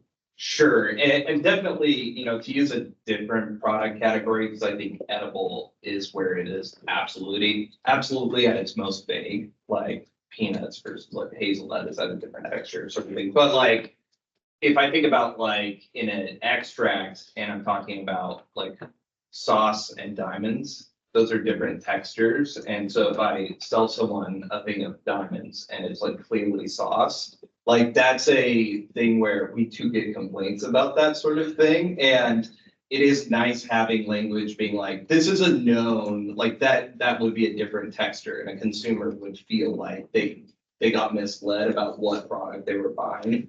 And so, but I agree, texture is a very broad term, but that's the kind of scenarios we're trying to capture. Obviously, potency would also be a huge difference there in that sauce diamonds thing. So it's not that there wouldn't necessarily be other rules that would be triggered, but it is really helpful to have an explicit thing saying everything that gets tested in this batch needs to be the same thing. And that's makes sense in our heads, but actually working that to our rule is pretty hard.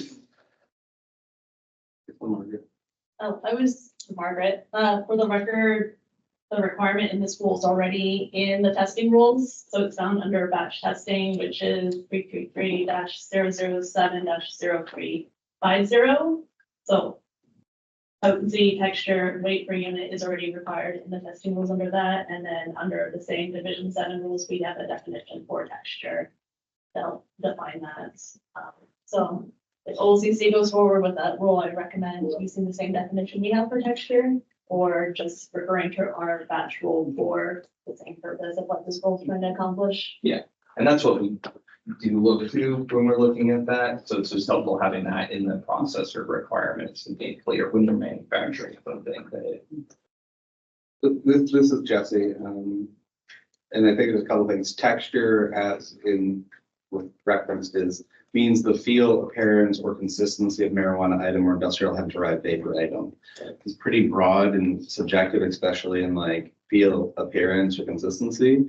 And I understand again what you're saying is, on one hand, you want to be broad because you want to be able to capture everything. On the other hand, that leaves it very up to subjectivity, and like how do we try and thread that needle is challenging. I would, like to do some more research on our end and to see if there's a way to actually break this out so it's like edible specific versus some of the other things to be a little bit more specific to the degree of when and where this applies.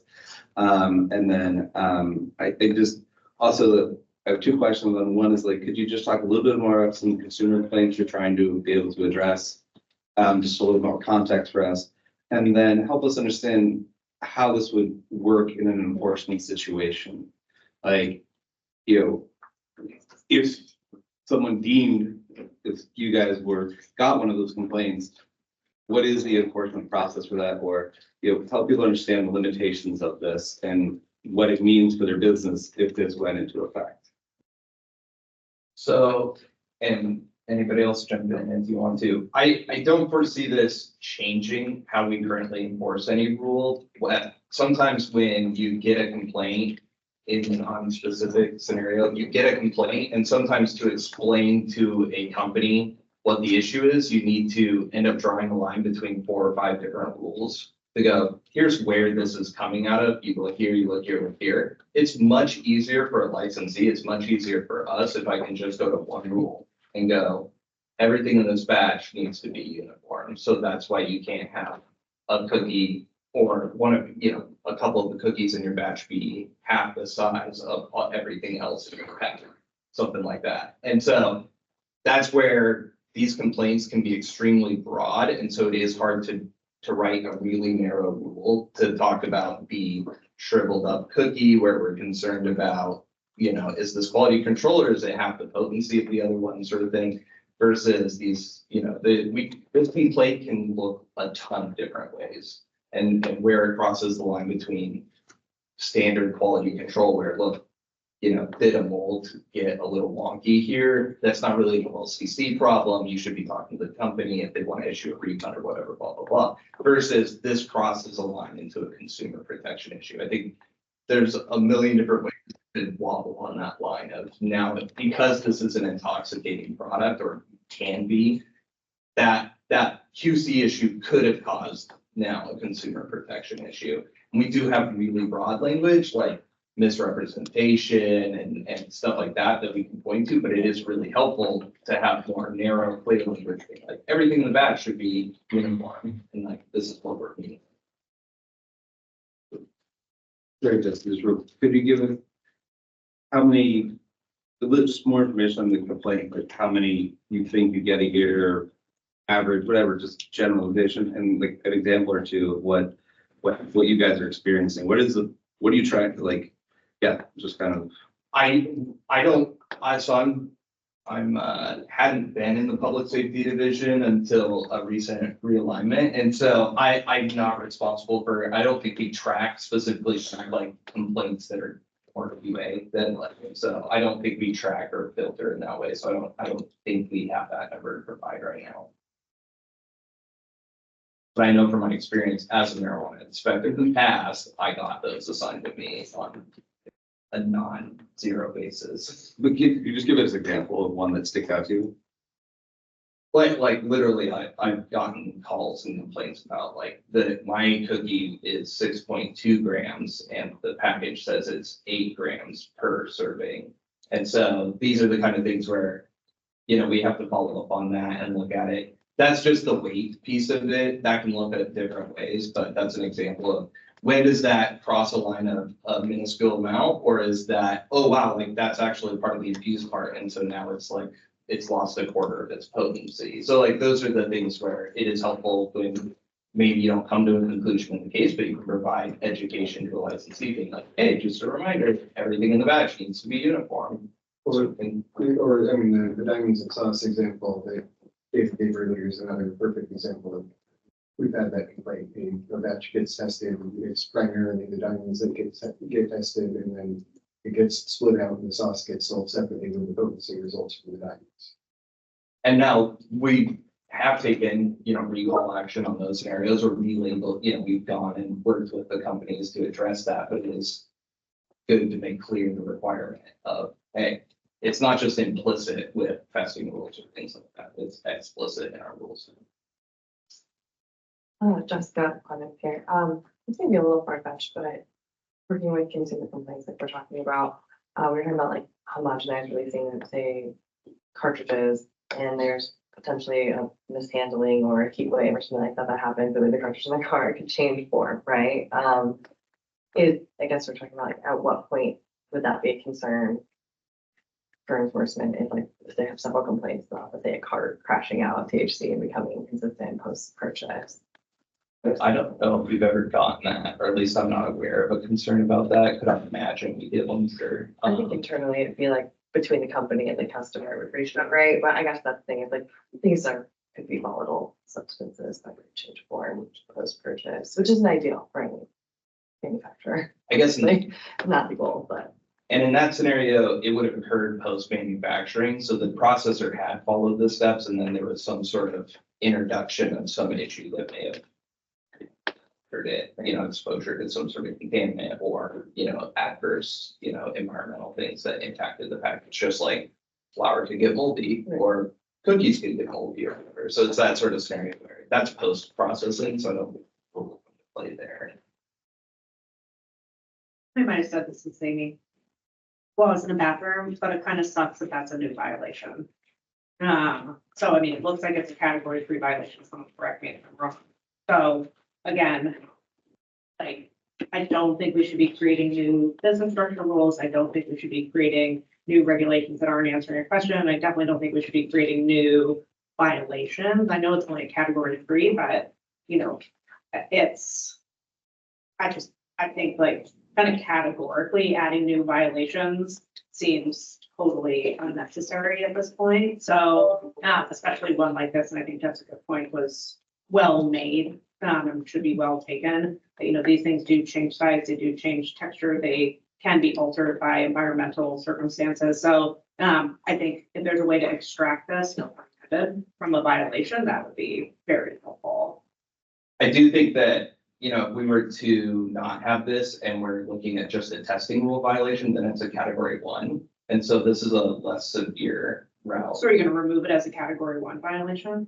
Well, no, all testing rules are category 1 violations. But what I'm saying is you're suggesting that this is a category 1 violation, not otherwise. So is this being removed from category 1 violation and moved to category 2? I think it's all the context of what happened. So in a scenario where like I'm doing this because I'm explicitly cheating a testing rule, so the diamonds and sauce scenario, that's more of the testing rule issue versus like this is an issue of like there was a QC problem with like cookie size and it's not impacting, we don't have consumers complaining about they got sick or they got like overly intoxicated or they were sold not what they were. So I think it's difficult to go down the road of what violation will get charged because it's so case dependent. Yes, but that also makes me uncomfortable. So I mean, when there's like sort of this discretion, when the language, it sounds like is the same and it falls into 2 category violations. This is a category 1 violation, or this is also a category 3 violation. I think like for violation purposes, you need to have like kind of clear, concise direction of what kind of violation this is, or you need to provide some like a new other clarity that says like, under the following circumstances, this, it will be or shall be. So like anytime I see sort of discretion around the charging instrument and like one is such a serious violation and one is a category 3 violation, like not to mention that I just like don't think we should be creating more violations. You need to add some other clarifying language. So I think if you're suggesting that the same language, it falls into 2 category of violations, that needs to be fixed.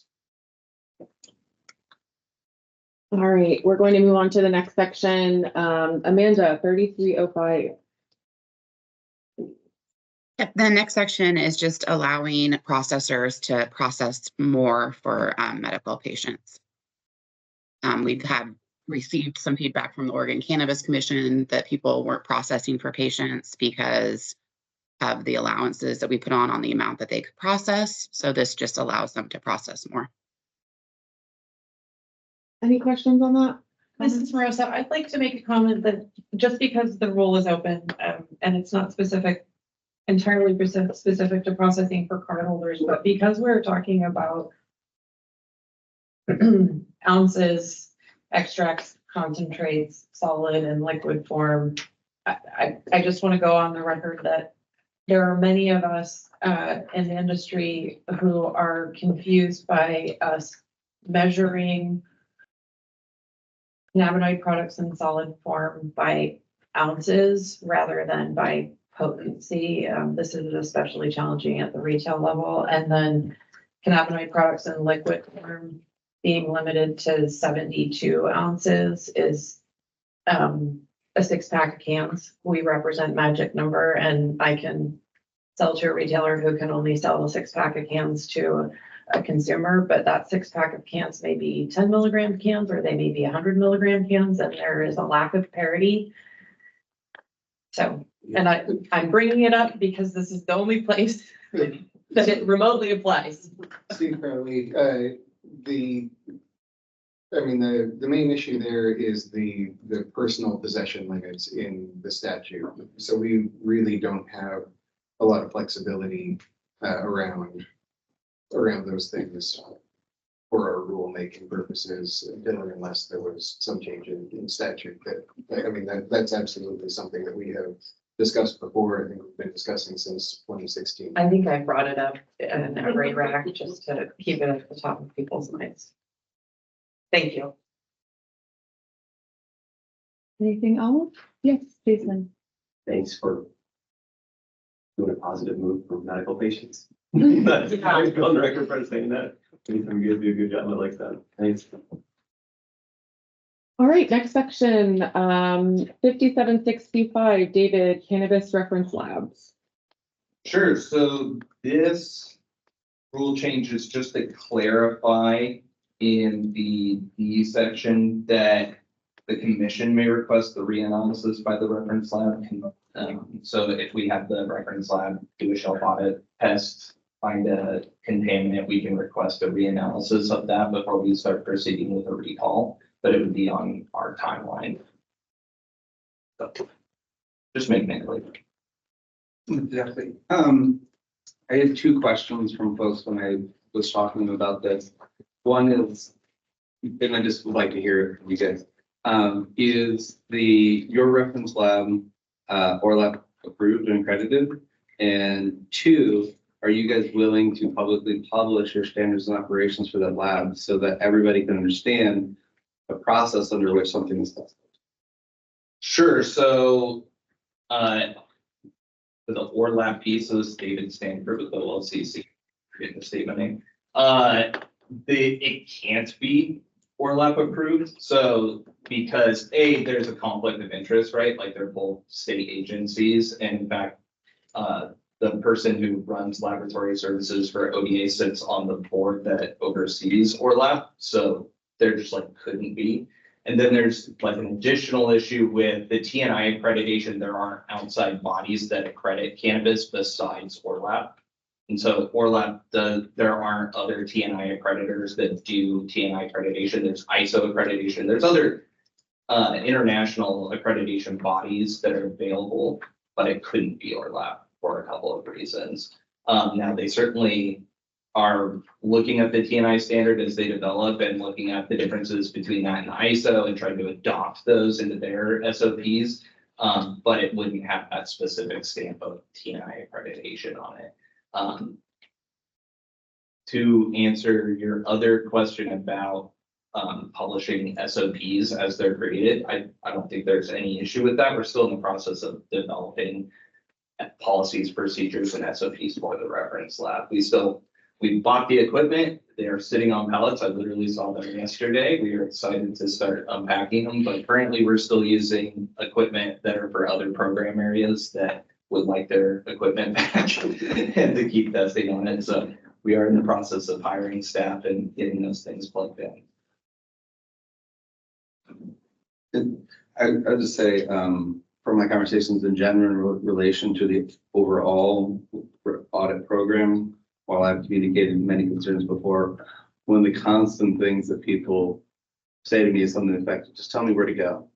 Just tell me how to comply. Like, and so publishing your guys' like SOPs and processes, I think would be greatly appreciated for people to understand what your guys using, even if it's just to make people feel comfortable with how this process is unfolding. I think it would be highly appreciated. Just FYI. I'd like to second that. This is Marissa Rodriguez. I had a conversation a couple of weeks ago with a lab owner who said exactly that to me. He was like, I just want to know how they're going to do it so I can do it that way too. Because all of the labs, while they are accredited by our lab, all have different methods, and understanding what the reference laboratory method is going to be, I think would be unbelievably valuable. We all want it. Absolutely, and method development is something that is looked at the national level. It is being, some states, New York, California, are functionally making standardized methods that they're making other labs use when it comes to potency specifically. In most regulated markets, when you think about pesticides, everyone just use EPA methods. We can't really do that in our scenario here. And so I think there's a lot of work being done with it, and that is definitely one of the top priorities, is looking into these methods and developing the standard method. All of that rulemaking would happen through OHA, and because it's a testing rule. And so those testing rules and the laboratory accreditation rules are all through OHA and ORLAP. So definitely as more action happens, especially in the next year or two, I think that's going to be a huge priority. Anything else for this section? All right, we'll move on. Anthony, it looks like you are the next two for 7030 and 7090. So 7030 subsection 6, this is the rule which dictates what you have on the label for potency. This new section is more of a consumer protection addition. We've seen some edibles and tinctures that have a large amount of THCA. And for the definition of THC, that takes into account delta 9 THC and THCA in a formula. And so in theory, you could have a large amount of THCA on the label and you just report it to be THC, and most consumers assume THC is what gets you high. So this rule is basically going to be, there's a certain amount of THCA, you have to put it on the label in addition to the THC. And we're summarizing that to January 1st, 2025. Anything that's been tested, so I don't anticipate this being a large fiscal. I'm sure there's going to be some additions of SOPs, things that you have to put on your label. But if anybody has any feedback, definitely.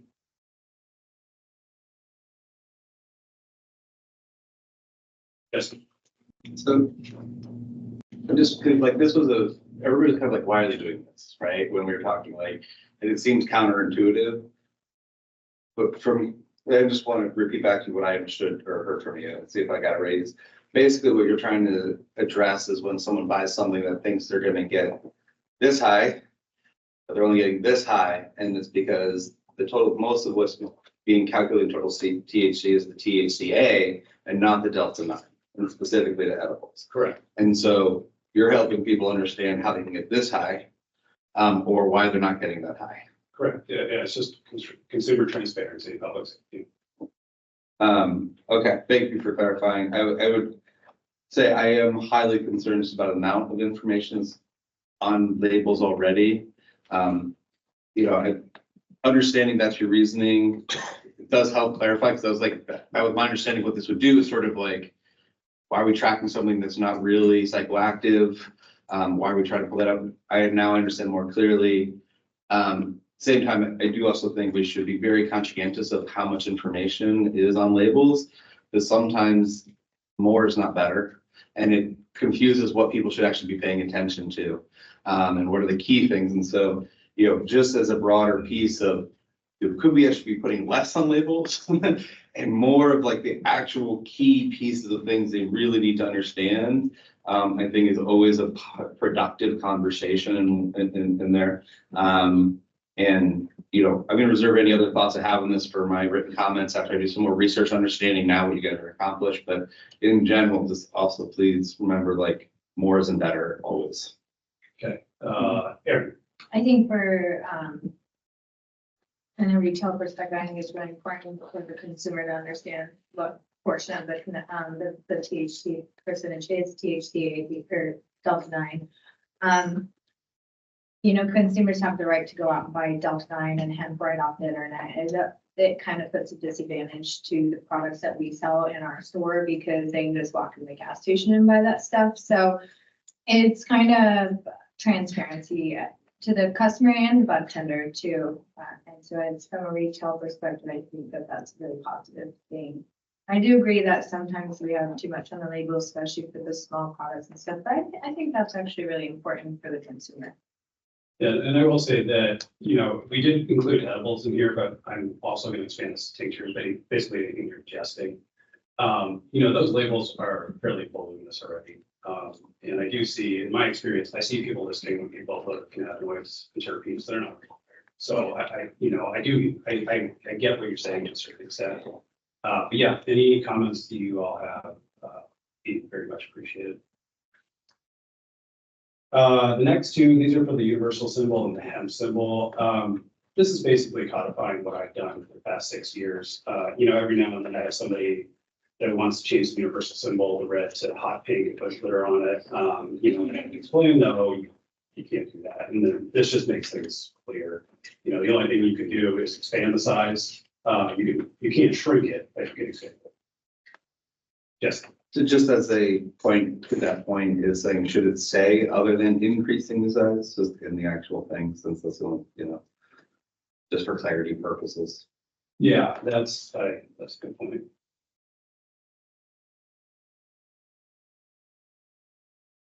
Let's see. The next one is the nutrition templates on edibles. So 19, so we're still in 70-30, so subsection 19. What we used to have is basically nutrition templates up on the OLCC website, and I would say, you have to use this. But what I've done is incorporate it into the rule itself. So it's now sitting there in the rule. It should be a little bit more accessible for folks. And what we're doing is we're summarizing the FDA's new nutrition templates. And I say new in quotation marks because in 2016, the FDA engaged in rulemaking to update the nutrition templates on traditional foods across the country. And in 2020, all the manufacturers had to have these nutrition templates updated to the new standards the FDA was using. When these rules were made, this was in 2018. So these rules were made during this weird transition period where these new nutrition templates were not in effect. So essentially what I'm trying to do is get you all set for interstate commerce. Oregon uses at this point, it's 4-year out-of-date nutrition template. One of the other benefits to the nutrition template is the serving size is vastly increased compared to the old ones. So it's very obvious to a consumer that, serving size is 1/10 of a gummy, teaspoon, whatever.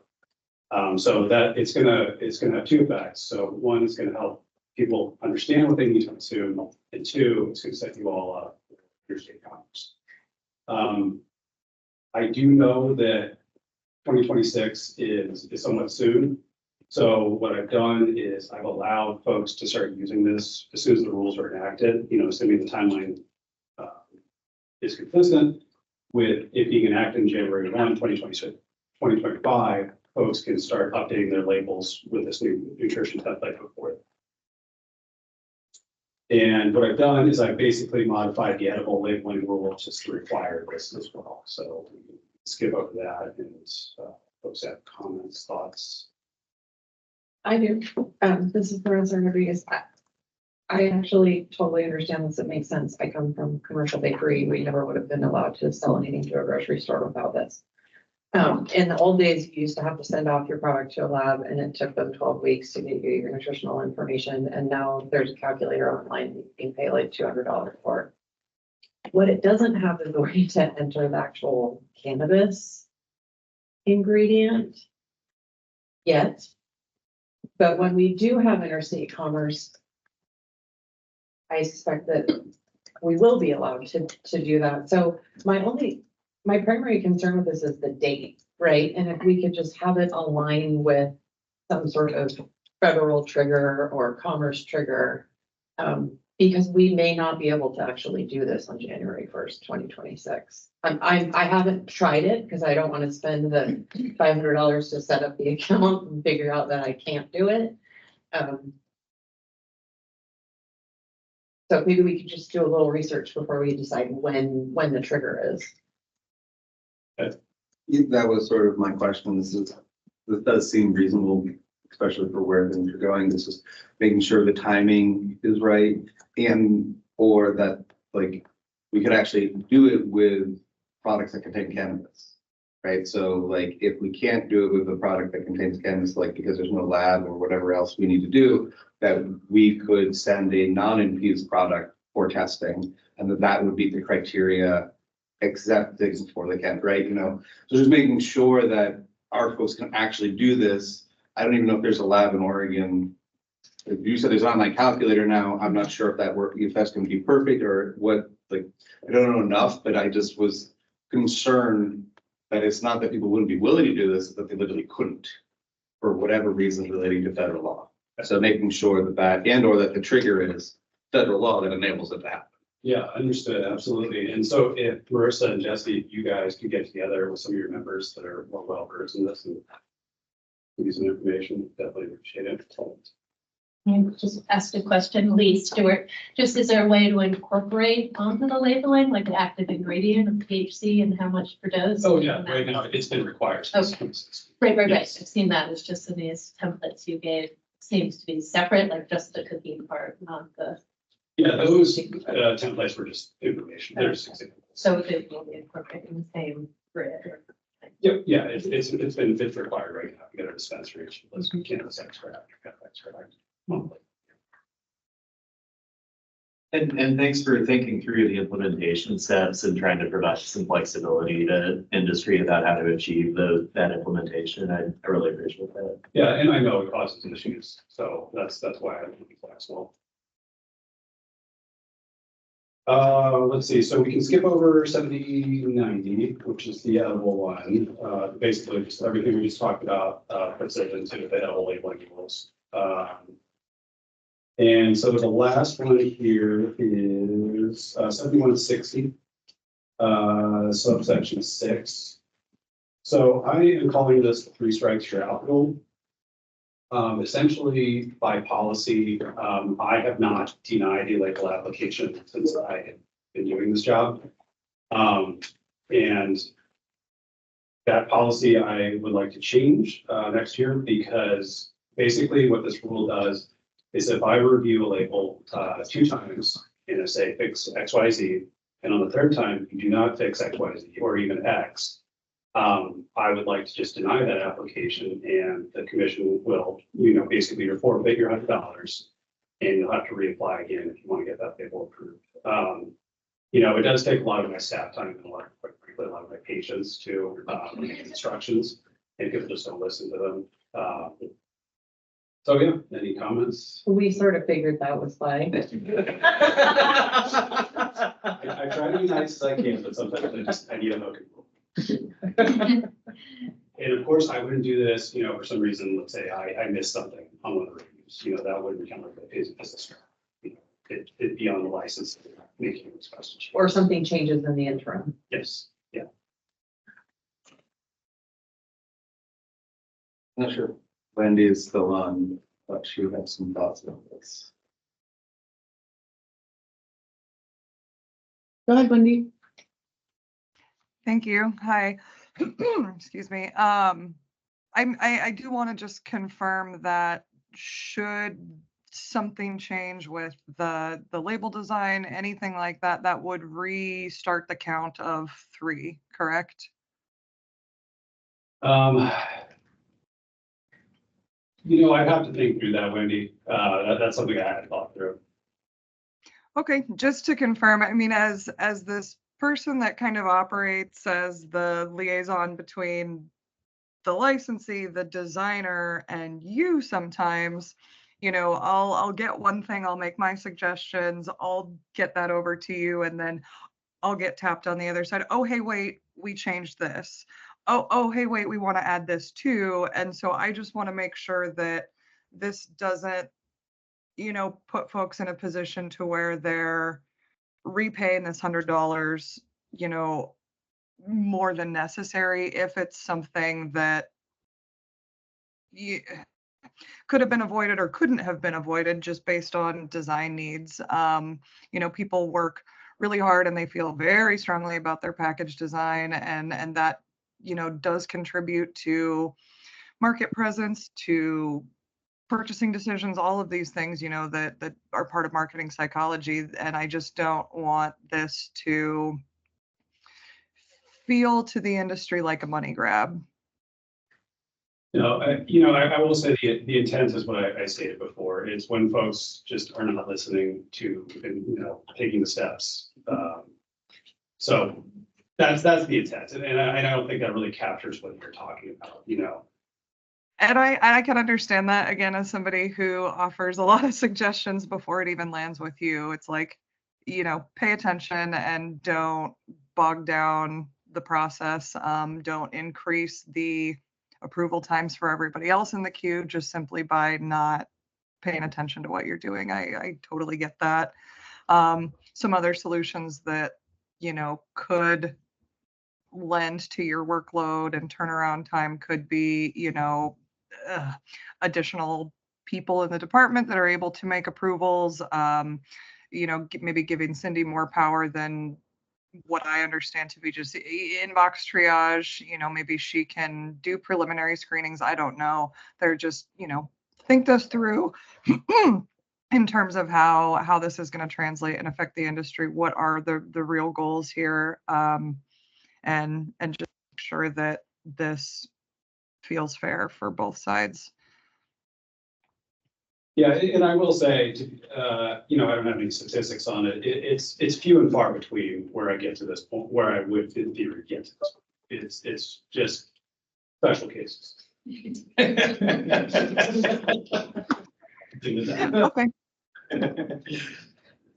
The point is well Okay. taken. Yeah, that sounds good. I just think, you know, clarity in the language of what that special case means, because lack of clarity in how things are written leaves a lot of room for people to get their feathers ruffled easily. So, thank you. That is the end of the labeling rules. All right, next we have 7520 UID tags, David. Sure, so there are 2 things happening in this rule.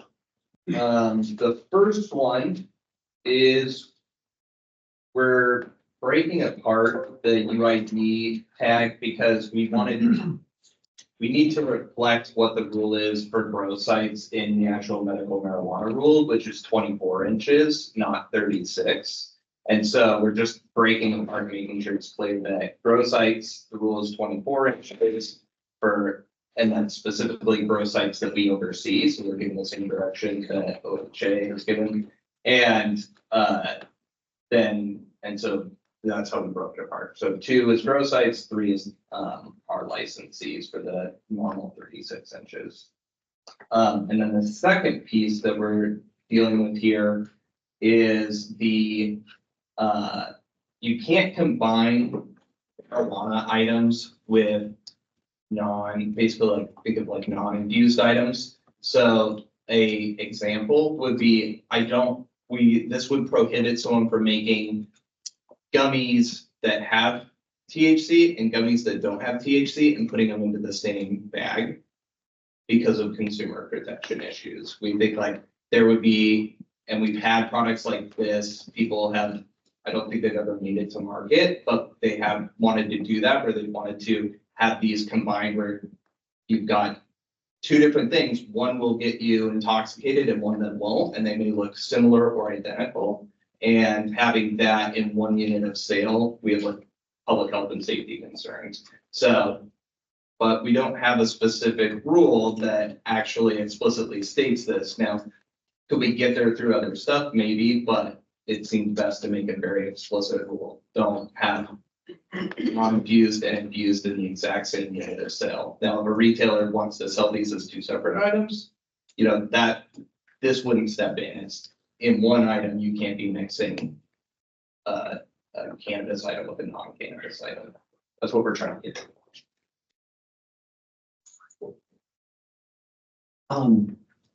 Thank you, because I was wondering if you're adding a new tag for 24 inches just to 24. I was really, no. I was like, come on. So that's amazing. That is just for medical.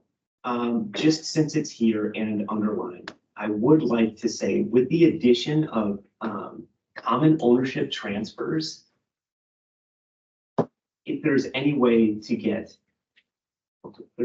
4 feet or 5 feet for a plant immature plant to be transferred before it is flowering, that would be so helpful in having less tags, because currently you have to tag your plants at 36 inches, then you have to put new tags on at the new facility, which I just got into a situation with a new license where I now doubled my tags because I was just really excited that the common ownership is amazing and helpful with just not having to purchase stuff and the plants, but we're having a problem with like a flowering plant is just a little bit bigger. I'm not sure how outdoor is, but for indoor, it would be really helpful to have 1 or 2 more feet. It would cut my tagging number in half with 5 grams of plastic on each tag is actually quite a significant amount, I would imagine, on the tier 2 grow as well. And yeah, the 24 inches, I was so scared. Thank you. Just the comments here. I agree with that. I think that there's a wealth of issues with the plant tagging and the batch tagging, which we don't need to get into here. But the scenario with batch tag, for instance, is it if one plant reaches 36 inches that then we would tag the whole batch, or is it a majority of them?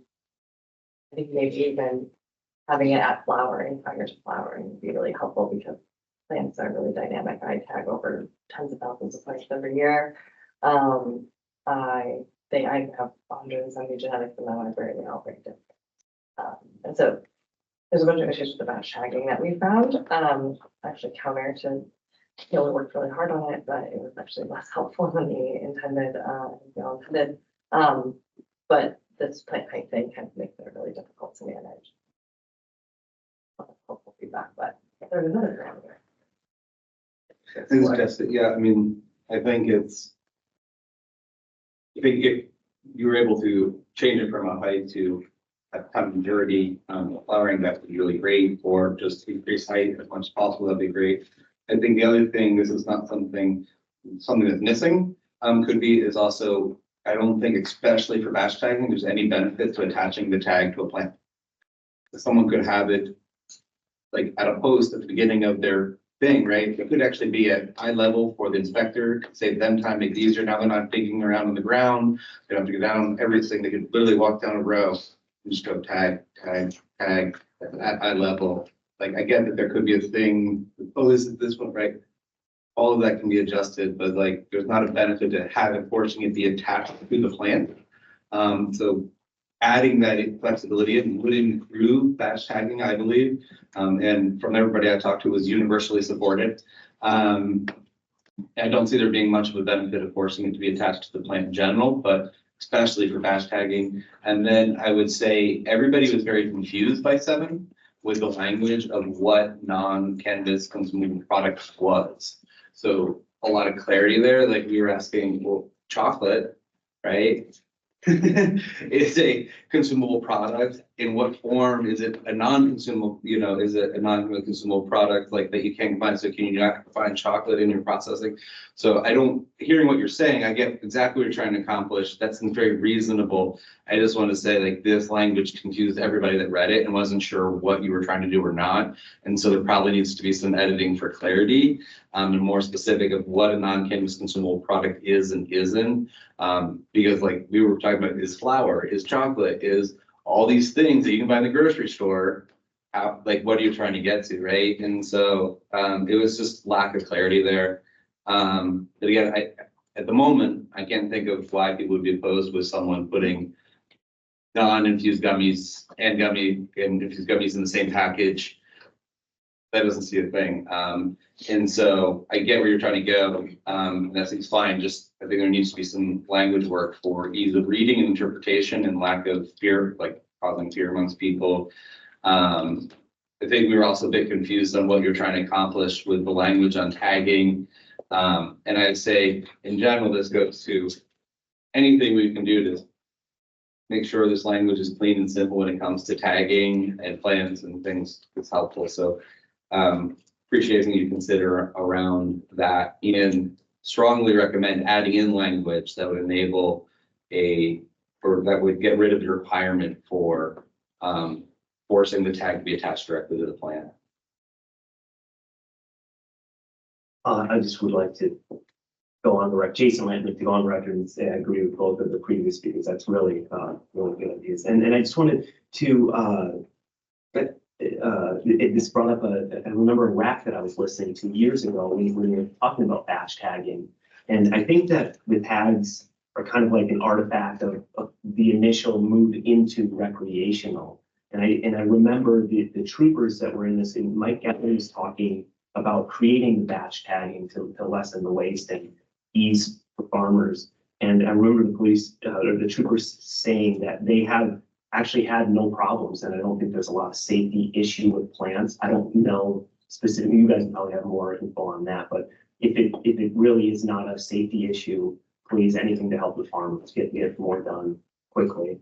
Also, I did order the batch tags. I was really excited about that, but hearing some stuff on social media, like I'm not going to use them until like the OLCC or farms are starting to say that it's working well, because I guess there's been some tough workarounds, just some feedback. Thank you.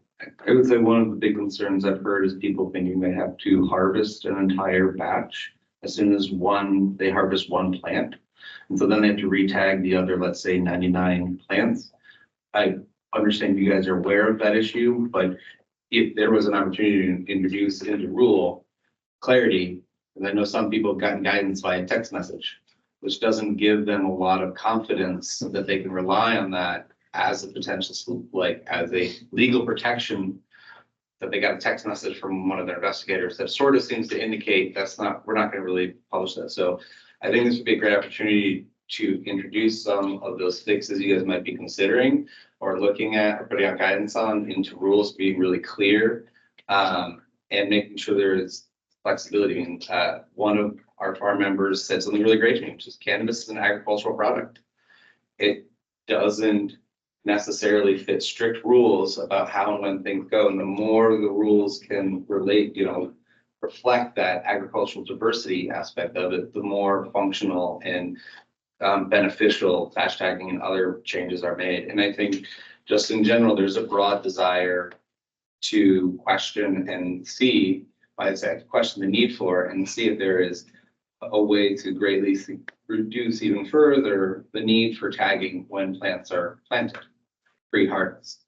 Like there doesn't seem to be a huge risk for plants that are not harvested for theft, illicit activity. They're in the ground, they are immature, whatever. And so why are we tracking to such a degree, some of this, it is a huge cost, and it is a huge problem. And so as much as we can do to look at finding ways to reduce the necessity of tagging and administration work pre-harvest, I think is widely supported. Jesse, Shannon Moffett of OLCC. There will be a compliance bulletin coming out giving direction on a workaround to when there is a harvest, on how to avoid the additional plant tags. So that should be out by the end of the week. Thank you. You're welcome. Wendy, did you have question or comment? Yeah, thank you. There already is language that exists to avoid retagging at harvest, and I'm sure as we draw near to the end of the season, that will we'll find out how smooth that goes. I think that we all know that this rollout of batch tagging hasn't been as nice as planned. And I'd just like to go on record supporting what Jessica and Jesse have already said in terms of, you know, this process and this idea isn't actually saving much time in terms of labor, definitely isn't saving time in terms of cost. And so, you know, just all that being said, I think that the takeaway here is any further clarity in the language surrounding batch tagging, how it works, what it means, what's required is certainly needed. You know, a group of us met the other day, and all of us from, you know, producers, consultants, attorneys all read this language and were like, well, what are you trying to get at here? You know, it's not clear. It needs to be more clear. I know a lot of producers just completely opted out of this simply because, you know, this is too much of a hassle. It's going to take more time. It doesn't work, all the reasons. And so, you know, just really digging in and explicitly stating what needs to happen and how this works is clearly needed for those that don't understand it as it sits. That being said, I'd also like to go on record seconding what Jesse mentioned about removing the language about requiring the tags to be affixed to a plant. Over the last couple months during inspections, I've heard from inspectors that, you know, please raise these up to, you know, eye level, please make these readily available to be seen, specifically for outdoor growers when plants get significantly larger and now you're not finding a single tag on every single plant. Where are we looking? Where does this live? And just making it easier for everybody to keep track of what we're doing would make a lot more sense. Thank you. This is Jesse. I think that the tag not being attached directly to a Cat 4 violation. So it's not even a really significant violation. I just think, please consider like there being a better alternative than that requirement that would make your jobs easier and our jobs easier. And I think it would be greatly appreciated by the industry. All right, we are moving on to prohibited conduct. Melanie. So, Melanie Musio with OLCC. There are three changes, I guess, in this section. I'll go through each one in line and then stop for any comments or questions. The first one is under the sale to a minor. So I'll start by saying, I know Amanda had mentioned at the beginning of this that there are some marijuana worker permit rules that will be out in a later. We haven't done those rules yet. They're going to be announced later. And this change relates to one of the changes in there. So there's actually a conflict in a point in our rules. If you go to, well, you can't go to, but if you look at 5590, it states the commission shall revoke a marijuana permit, worker permit if a permittee knowingly sells, delivers, or transfers and makes available marijuana items within the 21. And then here in 1A, it talks about violation of section for intentional sale is a Cat 2 violation. So those things are not in line. So here, what we're planning to do, what you'll see when we release the worker permit rules, is we're taking out that section of 5590. We're deleting that subsection 2, and then this will be the rule that is in place for the sale to a minor if it's intentional versus anything other than intentional. Any questions or comments on that? Can you say the very last part again? I don't know if I can say the very last part, but I don't remember, but this section, I think what I said last was this section here in 8520 will be what is, we will go by. So if it's intentional, category 2, if it is anything other than that, it's the 2B. Okay. So, yeah, is making available defined anywhere? Don't know if that happened. I don't know if it is in there.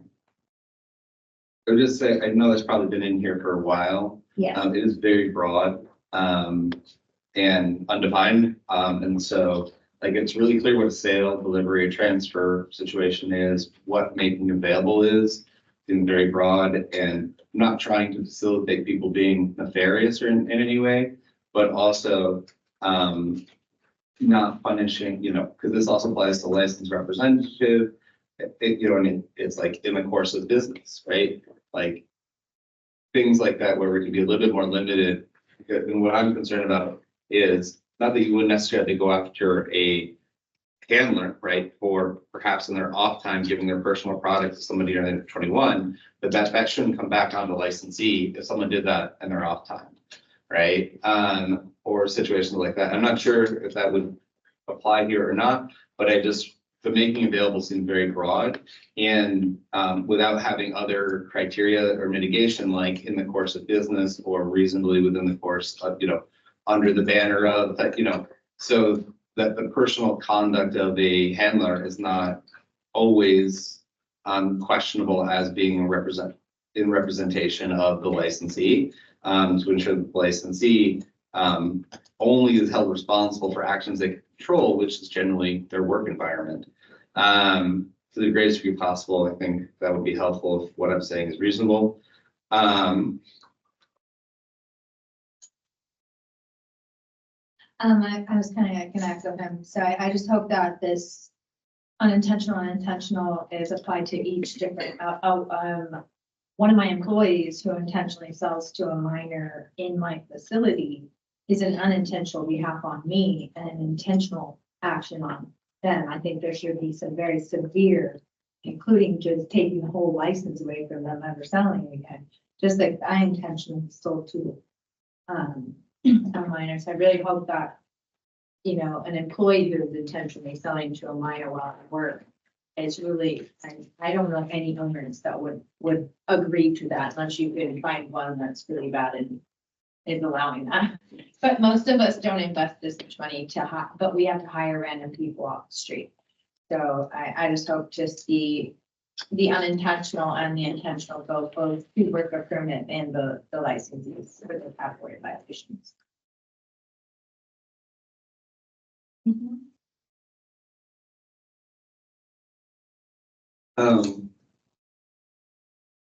Also, any other mitigation and or like ability for someone through good actions to mitigate some of this, like there's a 2-year limit, I believe, on this. So you have the incidents within 2 years, but it's like 2 different employees.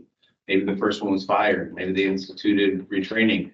Maybe they've done all the things that one could possibly do, and yet one of the new people is an idiot a week before their 2 year time period is up. That's like a 30-day suspension, which for a retailer is almost a death sentence in many cases, especially if you're a single operator. And so I think just being like any kind of consideration or mitigation we can insert or approve for, again, A, identifying who is the intentional person there, and or B, good actions would be very helpful.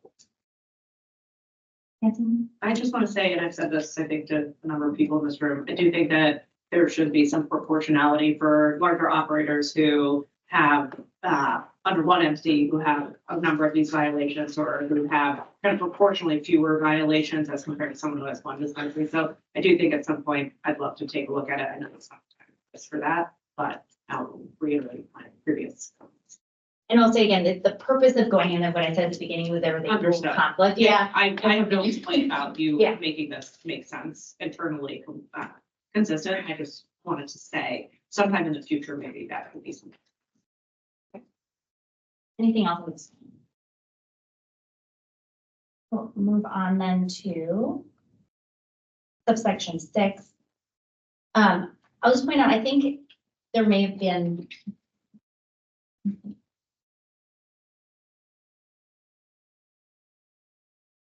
I'm looking at the page. So it has export marijuana of the state underlying. That's actually currently still that's in the rule. So that's just a typo there. So that's not an addition. That is currently still in the rule.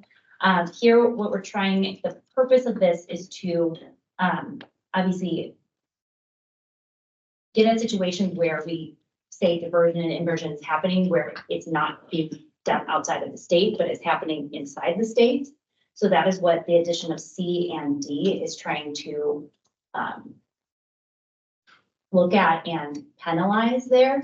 So it's not just that somebody exports marijuana out of the state. If they're taking it out of the unlicensed system to another part of the state, that would also be a category 1 violation, that there is going after those people. Again, we're trying to work outside of the licensed system. Yes. Sometimes I think you make these rules and they're specifically directed at me. I mean, you're getting at that already, right? So I mean, that conduct is being punished already. So if I were to take my, 10 pounds of cannabis and I were to take it to a house and sell it, that's being punished already. So I mean, isn't this like duplicative of that? I mean, that's already a category 1. It is, and I think there are some situations where, yes, if we know it's going to a house, right, we can do it there. But what if it is going not to a house? What if it's going to an unlicensed person somewhere? There are other situations that are not being covered, and it's trying to be more broad there so that we can catch those when we know it is going out of the unlicensed system to an unlicensed, like we said, entity, person. If there's other language that I think would be helpful to get at this, but again, not trying to. Yes, I know there are other parts of the rule we can stick to, but there are situations where we've been caught that we can't point to specific rule. We know it is being diverted. And we want to make sure that we can get take those situations into account and accurately charge violations there that we haven't been able to. So are you suggesting that some of this conduct that's outlined in here is currently not considered a violation or category 1 violation?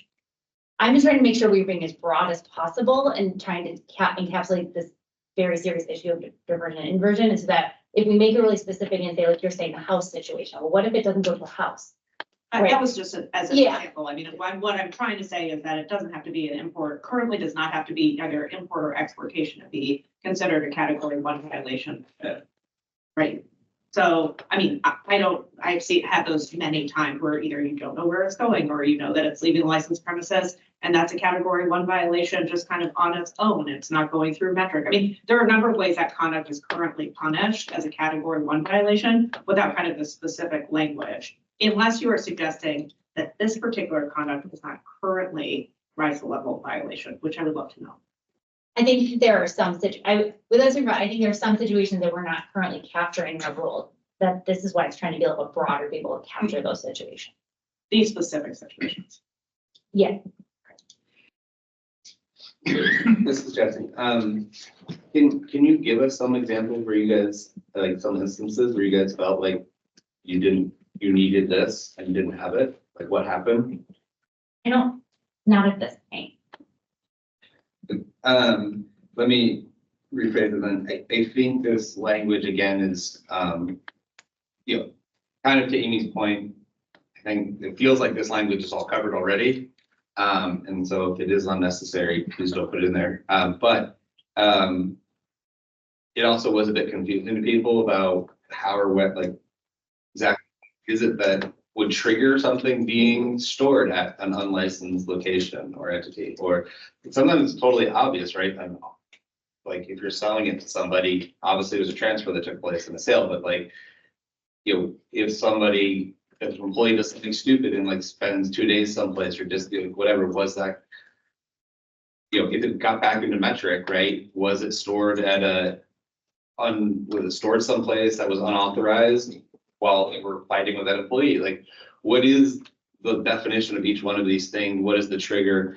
I feel like there was confusion about how and when this would apply and what you guys were trying to accomplish with it. Because it seems like, to Amy's point, the diversion, inversion, import, export, and like these things are already illegal, so it just was very confusing. And I'm hesitant to try and like help you fix this rule for what must be obvious reasons, but I do think that if one was fixing this rule, and I would rather this rule be deleted. I think you would need to say, it can say transfer, sell, store, deliver marijuana items to an unlicensed location, entity, and then I think you would remove the next portion of this sentence, because I don't think we have a definition for unlicensed person. So I think that would need some clarification, and I think except for authorized sales to consumers is self-evident. So I mean, if you were making an authorized sale to a consumer, you're not committing a violation. So I mean, if I were trying to fix this rule, again, I think I would take out everything past entity on that piece, just because I think the reasons I said. And then transfer, sell, store, deliver, accept marijuana items to an unlicensed location or entity, and then I would also take out or person, because we just don't have a definition of unlicensed person. That would be those would be my technical comments to that. I'm not sure if this or how relevant it is, but I was just thinking, Jason Lanton here. When we're making rules with this, obviously you have some serious issues you need to address, but with Schedule 3 or descheduling on the horizon, I think we should also consider make the rules the way we stated, to be able to, as fast as possible, remove stuff so that when so that we're not, we don't get behind in order to when it is able to be exported. And to that point, I understand that the B wasn't here, but the rule is open. It says, it's very just export marijuana out of the state. I'd love to see some additional language in there. Just to acknowledge that we do have Senate Bill 528, that the governor can't enter an interstate compact, or that there could be changes to state and federal law. I know it's not necessarily going to change the reality, but it would be nice to see something like export from our state, except in accordance with changes to state and federal law or interstate compact signed by the governor. Just a little bit of additional acknowledgement that Oregon is trying to prepare for a world where interstate commerce is allowed. Be a nice sign. Anything else on that one?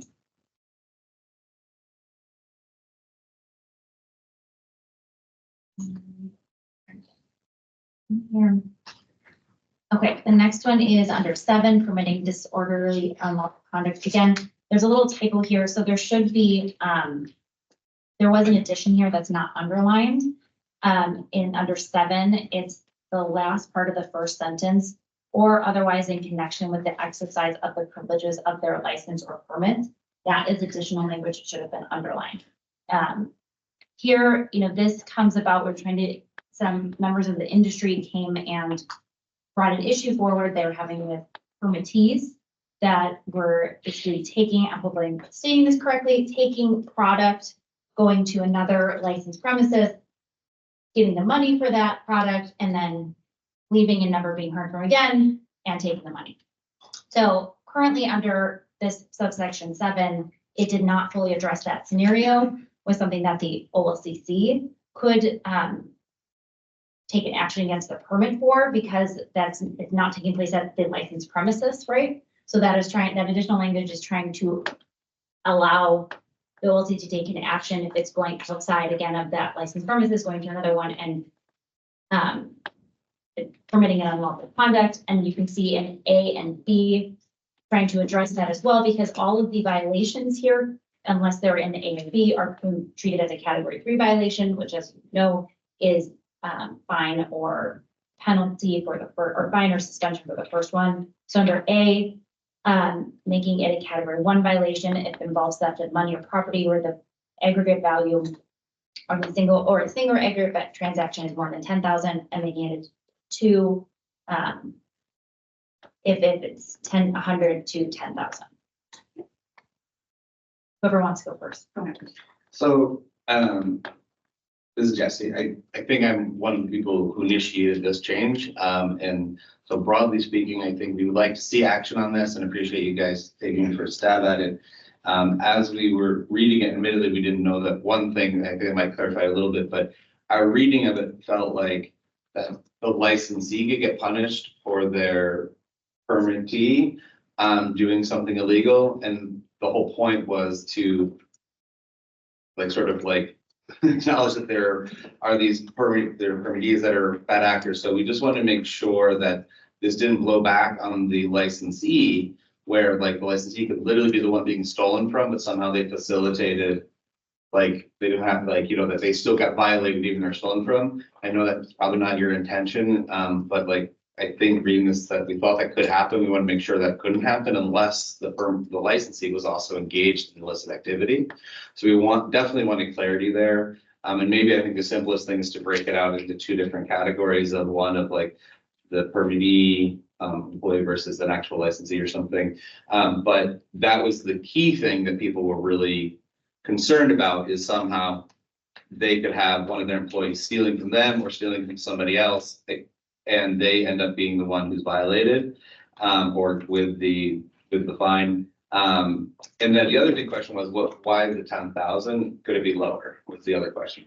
And so I'll take your first one. So I'll tell you currently, because this is, so let's say somebody, which does happen, right? We get reports of an employee stealing at the premises money or product, and we are not charging the licensee there. We are charging the worker permit, the permittee only, and they're getting category 3 violations. So that this is just making it. So I don't think we need to address that, because that's not what we're doing, right? And we're not, I want to make it clear that's not what's happening currently. We're not going to be doing that. And this is trying to address the one specific scenario that was brought up, which is now increasing the penalty and expanding it. And then the other piece, the reason when we chose the amounts was to mirror the criminal statutes, and that's what. I have to say, Nate, so I mean, I this is like lifted from alcohol. I mean, I think this like rule was intended for if you have a bar or tavern and you haven't tried one of these. Like, I mean, I never quite understand, like, I don't feel that this is like even really appropriate to be in the cannabis spot. I mean, or if it's in the cannabis spot portion of this, then I think it should be totally reworded, because I do think this is meant to take into consideration like 2 drunken people and somebody gets raped in the bathroom, or there's a fight on the premises or whatever. That's really where these rules came from. And I think if the intention is to not punish the licensee, then it should not be in a place where the licensee can be punished. So like, I totally appreciate that you're like on the record saying we're not going to do that, but like, it is in the rules that you could do that. So I just like, I'm hesitant to like, and maybe you'll be here for like 150 more years for this program, but I would live a long time. That'd be a long time. but like, you know, whoever comes in after you, have a long and happy career at the OLCC, like, I think, you know, they have a different perspective than you. So if the intention is to use this against, worker permits, then I think it needs to be removed from here. And then I also think that this entire rule should be restructured to something that's more applicable to cannabis and less applicable to bars. So, because we have, sorry to interrupt, we have 2 more rules to get through in the fiscal, so we're gonna get through those 2 rules in the fiscal, and we'll save the questions for last. So, you'd like to move on to 85 to 80, Melanie? For sure. This one really, we're just adding in, if a licensee is under suspension, just adding that they can't destroy marijuana during that time period. Any issues, concerns, questions about that? Oh, sorry. Just why? I mean, it seems like the one thing you might want somebody who's suspended doing is destroying cannabis. Well, but it also allows him that, and other can join in on this too, that issue is also that like the metric is usually turned off, and we want that it's like, we want to be lined up with that, and then they're doing all these activities there, so. I mean, I was just thinking that may be a problem for producers. I don't know. If you're not allowed to transfer or harvest. I mean, Whether you're under suspension. Is there like a time period where you'll know that you're going to be under suspension? Yes, if you, it sounds like you haven't had one, so let's go. Yeah, like, oh, we know. Surprise. Yes. So if you have a suspension, you know when that is there. Yes, you know when the suspension is. Okay. You know that time period. Thank you. Yeah.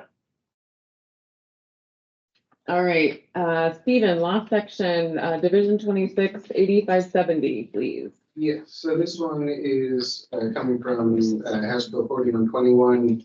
It basically, it says that OLCC can do minor decoy operations for hemp products that are prohibited for sale to minors, like we do for alcohol, like we do for adult use cannabis.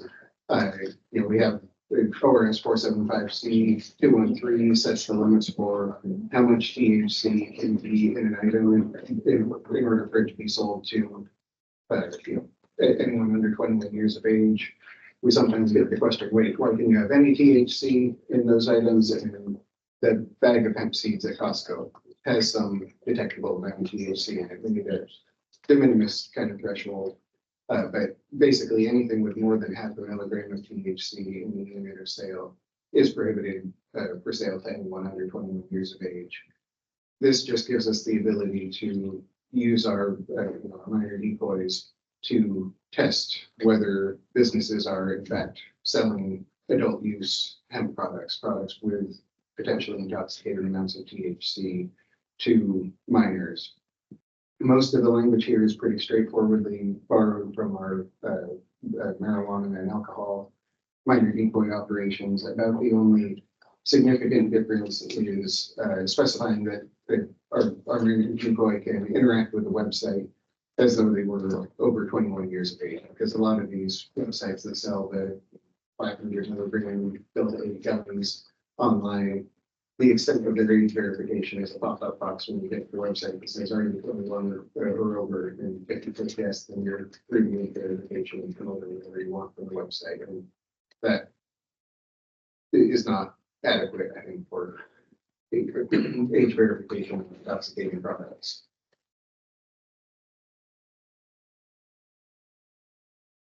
Adam Foster, thank you for this rule. We have concerns, with the licensed adult use stores that intoxicating hemp products might be mistaken for the products that we sell, and we of course have a lot better, age gating and quality control. So we don't want to get blamed for problems with Delta 8 products or those types of products, and we want to keep the intoxicating products only for adults. So this is a good rule, and thank you. Okay, folks, we have 5 minutes left. Does anybody have any fiscal impacts that they would like to discuss in 5 minutes or less? As always, if anybody after today, if they go home and decide they want to provide more information on the fiscals, I did send a form to all of the RAC members, so you can submit that back to me electronically. But any quick fiscal discussions or? Well, I mean, the daycare rule, the thing is that if we don't get that grandfathered in, that's gonna be huge fiscal impacts to I think a lot of licensees, especially without having a definitive definition of what a free kindergarten. That could be any daycare, and that's just. I just feel like I have a bigger house of cards that could just fall at any minute now. All right. Well, we want to thank everyone for attending and contributing today. We will be posting the notice of public hearing in the coming months, so everybody will have further opportunity to provide public comment or testimony. And as always, please contact us if you have any questions. Thank you everyone so much for your time today. Thank you, everyone.